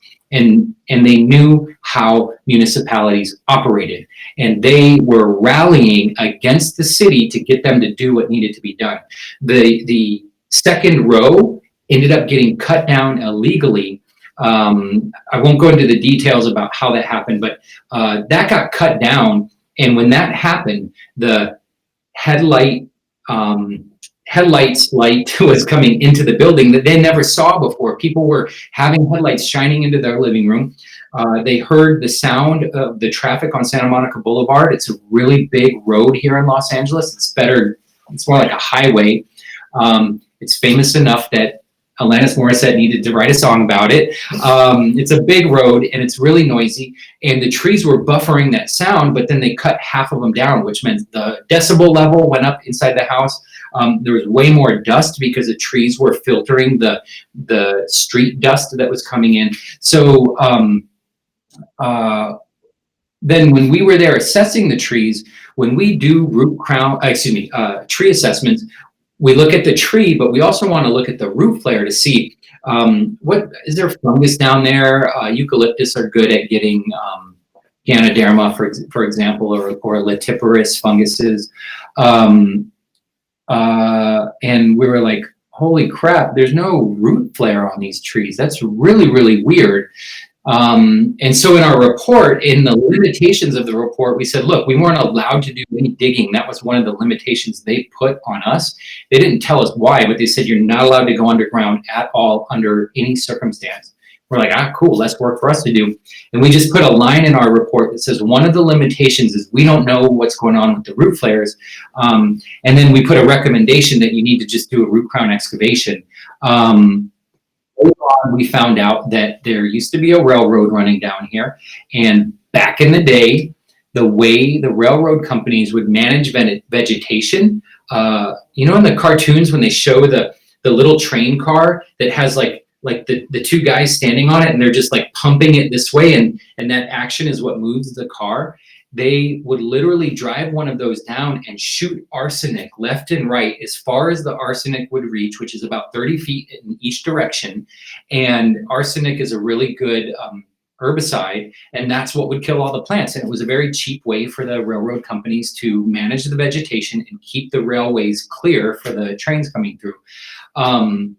So fast forward half a century, and we figure out that arsenic is really bad for people, and we don't want it to get airborne. So the management, the managers of this property were using various techniques to suppress the arsenic from getting airborne, and one of them was to dump a boatload of soil on top of as a cap layer to hold down the arsenic. When we found this out, we gave our report. Our recommendation was to do root crown excavation, which we typically do at this scale. We're doing it with an air spade. And they said, great, can you give a quote to do that? And I said, sure, like I'd love to make the money to do a root crown excavation on 80 big eucalyptus trees. And they said, here's the catch, however. And they started explaining about the arsenic. And at that point, I said, no, I'm out. I don't know enough about arsenic to expose my crew to that. And when we learned what was involved in dealing with the situation, it just wasn't worth it for me as a business owner. We said, look, we'll be here to advise you through this process, but we're not going to do the work for you. And you can go to the next one here. So here's what the root flares look like, or the lack of root flares look like. This is just the sample of them, but the whole row basically looked like that. Go to the next one. This is the street that's not Santa Monica Boulevard right there. That's a little residential street on the back side of the row. And you can see the parking meters all along the way there. Go ahead. And here's our recommendations. We capped the parking meters. No one's allowed to park there ever again, as long as the trees are there and I have any say in it. We advise them regularly to keep capping the parking meters. They're getting a lot of pressure and complaints from two entities. The neighbors are pissed that they can't park there, which means their friends have to walk from really far away. And the Parking Enforcement Division is complaining about the revenue that they're not making. They have goals that they need to meet. And they told me the number, but it was thousands and thousands of dollars that they're losing in a year because of this not being available as a revenue generator. For risk management, we said, you got to cap these. And they now pay us to come quarterly to look at all the trees every quarter and send them a little mini report on what we see. And any recommendations I make, I carry them out. Tree number 52 has a 12-inch diameter dead limb that on the northwest side of the tree. And then when I come next quarter, that limb is gone. They've sent someone to remove it.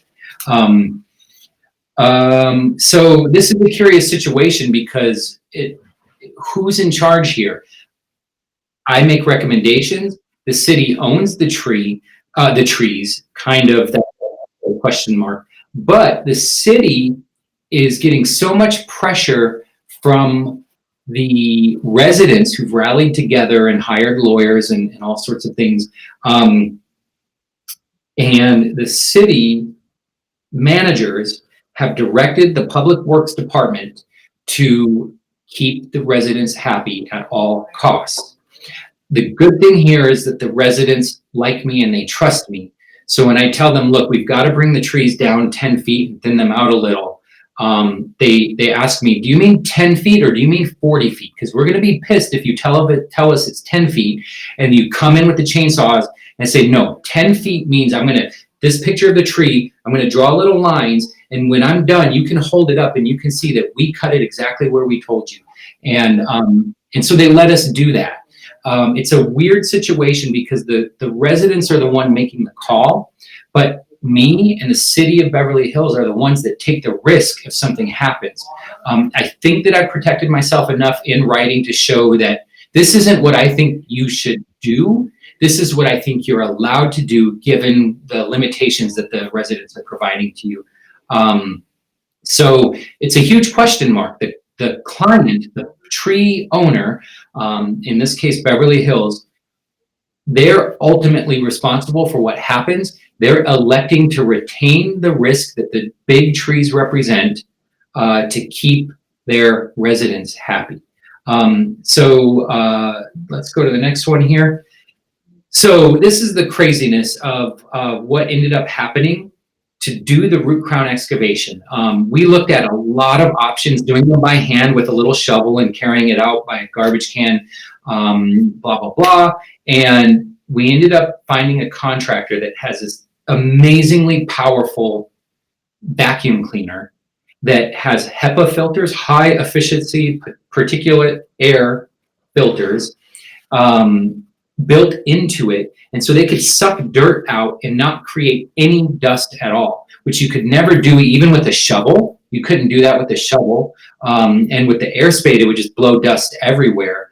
And whenever we would go out to do any work there, the DTSC, which is the Department of Toxic Substance Control for, I think they're a federal agency, would have inspectors there monitoring the air quality. They need to make sure that the level of arsenic in the air while any work is happening is not elevating at all. And if it does, they stop the work. These guys to take on a job to pull out dumpster trucks full of dust, massive amounts, several dozens of cubic yards of soil out, and not elevate the arsenic level was phenomenal. So go ahead. You can see the dude on the right that's constantly spraying water to keep the dust down. Hit it one more time. Yeah. And he's also wearing little booties, and that's one of the requirements here, that they're not allowed to track any of the soil off the property. It's not allowed to go on the road. And so I went there to look at it, and here's the vacuum cleaner that they're using. You'll notice that they're not wearing a ton of PPE because it really is a no dust system. It's really phenomenal, and they just kind of scoop it all up, and that's it. It works. It got the job done, and then go ahead. Oh shoot!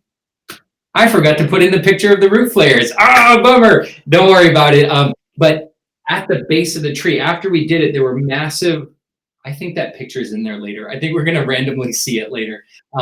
Really nice root flares. We found big, beautiful, beautiful root flares all over the place.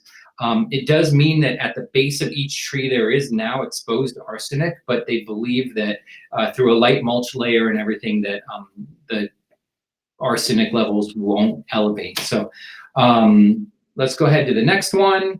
And we have, boy, maybe you guys want to keep going? I got two more to talk about. Maybe we'll just skip to the last one. What do you think about that, Kale? Here, wait, let's do it. We'll do it super fast. Number 8, this jacaranda. Go to the next picture. Look at all the bark I peeled off the tree. This tree is owned by the city. They wouldn't cut the tree down, and it had 90% no cambium. Keep going. That's it. The city's keeping the tree. The homeowner wants to get rid of it. This is one where the dude that lives next door hates the tree, but the dude that owns it loves the tree. He hired us to prune it, and then the neighbor wouldn't let us go over the property line. Go ahead to the next one. 2 years later, the limb that the neighbor wouldn't let us cut failed. It fell onto his roses that he was worried we were going to smash when we pruned the tree. And then his fence and his roses got obliterated. And as a result of this is the really heartbreaking part for this tree. The tree owner freaked out, and he hired someone to prune the whole entire tree. Go ahead. And that's what they did to the tree. The tree was super thick, full, and beautiful.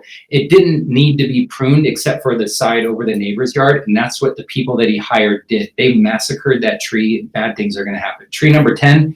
All right. I think that's it. Maybe we took tree number 10 out. No. Oh no, here it is. Tree number 10. The Aleppo pine in Hollywood. This isn't a massive tree, but it's on a steep hill and it overhangs a street and another house. Aleppo pine, maybe like 30 inches DSH, super codominant. I saw the tree in November of 2017, and it had a crack. It was opened up already, and that ran down about 4 to 6 feet. So I told the tree owner we need to put a couple bolts and a cable up in the tree. And she proceeded to do nothing at that point. You can go to the next one. That's a zoom in of what the trunk looked like in 2017. Go ahead. This is in August of this year. That crack that was like 4 feet, it now went down about 10 to 12 feet. And she called me like, hey, remember how you told me to cable that tree? I think we need to cable that tree. And I went out and I was like, oh my God, this is why you're supposed to do what arborists advise you to do. The quote that I gave her 2 years ago was not very high at all, because I felt it was a very simple, easy job. Go ahead to the next one, Francis. This is what it ended up looking like. It was opened up like 6 inches, maybe. I could stick my arm in there. Go ahead. And this is what we had to do to put it back together. 3 massive, I think there were 4-inch ratchet straps. At this moment, there's another arborist, Oscar Sanchez, was up in the canopy, cinching it together there while we're cinching it together down below. I was afraid that if he started cinching it up top, that the bottom of the tree, it creates outward pressure at the union and it would open up. So we had to cinch it together before we started at the top. So go ahead. Now there's a rope running up through a block in the top of the tree, through another block on the other stem, and down to the GRCS.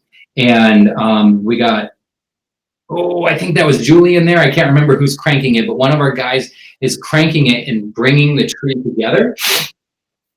And we were able, it's hard to see in this photo, we were able to almost 100% close that gap. It was like 80% closed.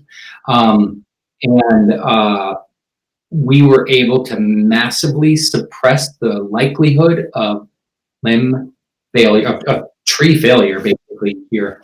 Let's go to the final one. Let's skip that part, and we can skip that part also. And let's see if there's any final preguntas.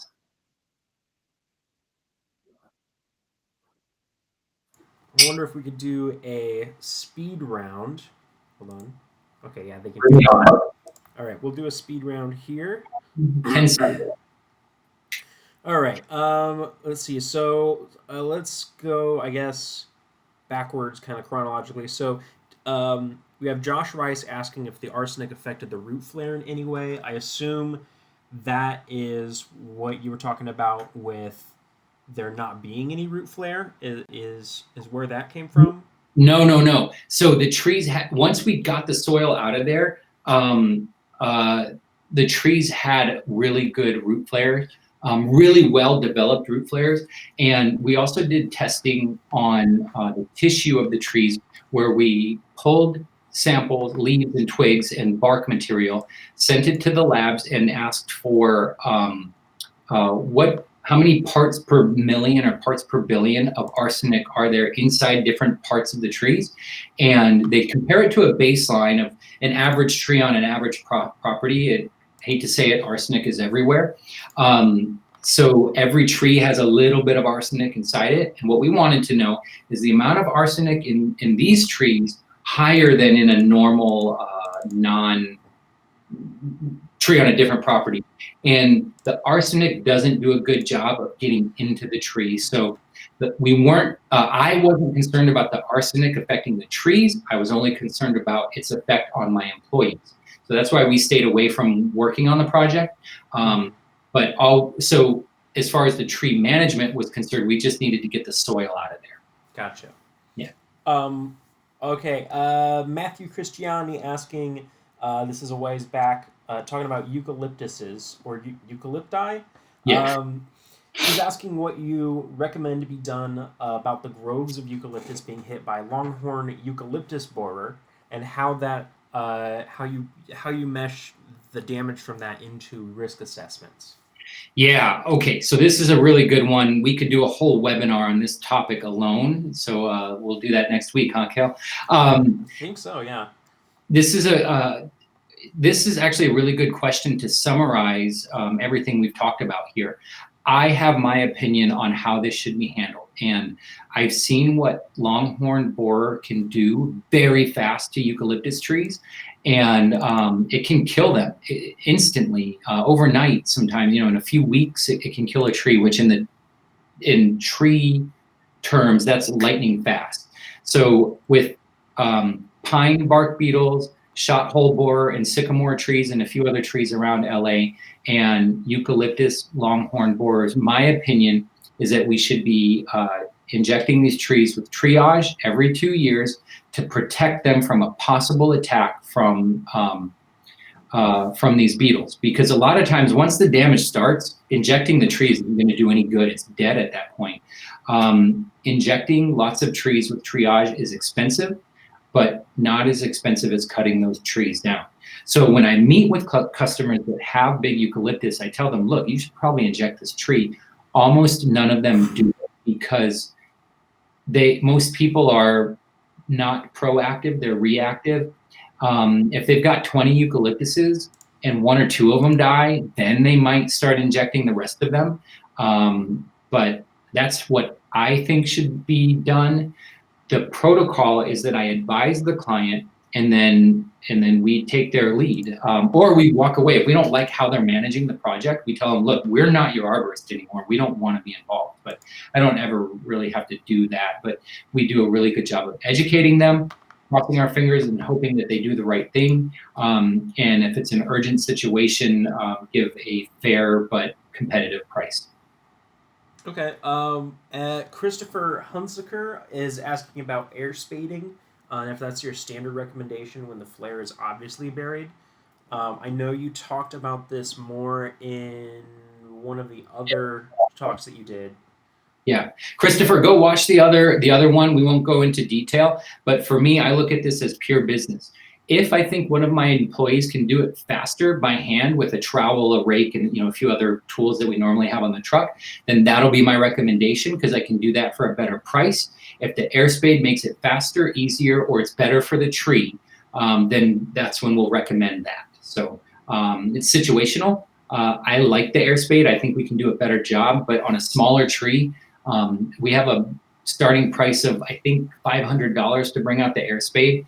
A lot of times one of my guys can do it in 20 minutes with a shovel and a rake. So I'm not going to make the client pay $500 when we can do it for $75 by hand. Okay. I think we're gonna give them a few more, just maybe like a minute here. We are in a little bit of delay between what you and I say and what they're hearing. To see if we have any more questions that we can quickly get out. Mason Ward asked a little while ago, what are some good books to recommend to an arborist to further their knowledge? Just go on TreeStuff, click books, click select all, add to cart, and you know what? I think the truth is a lot of the information that you need is more pertinent to your location. So something like this guy right here, this is a good kind of general across the country, across the world. It works. I think it's really important to find information that's local for you. A lot of times knowing the local species better is better than reading a book from someone that was written across the country. So I'm going to just leave it at that. The ISA makes a lot of really good books that are available. Some on TreeStuff, some you have to go to the ISA website to get them. The BMPs, they have these little books right here that I think this is like $12 or something on TreeStuff's website. And they've got these on cabling and fertilizing and pruning and all sorts of topics. You really should have all of these, the best management practices books. I think that's a really good place to start. And the BMPs, they're so cheap. Some of these tree books are $150 or something like that. So Michael Binger, text me and remind me the name of that, the disease book I just told you about, because it's so perfect for this, to answer this question. But learn your local diseases, talk to your local county extension offices, and they can guide you on things that might be more pertinent in your area. Also, another place I want to say, if you're asking about you were asking about the longhorn beetle, or the longhorn eucalyptus borer. If you go ahead and send an email, I think it's phc@treestuff.com. That will go to Albert, who has done a lot of plant healthcare webinars. All of the webinars that we have done are on Facebook still and can be found on our YouTube. So check those out. Good plug. Usually people put their, a lot of the people who do theirs put their information at the end, so you can contact them. I know Nick does not want anyone to contact him. Yeah, true. Go to the last slide. It's my. We put our email, nick@treecarela.com, or Instagram @treecarela. And I'm going to be. Oh boy. Did he freeze?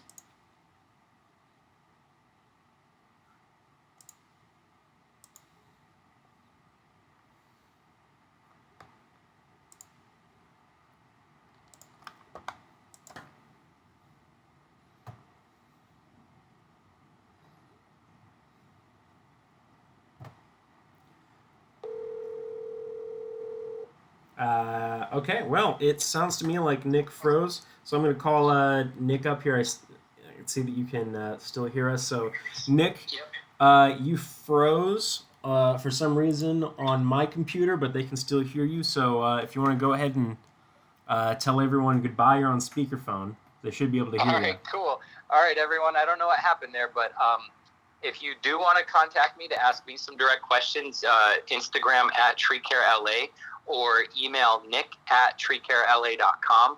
And Frances will see it first, so if she can answer it, she will. Otherwise, me or Karina will get to it.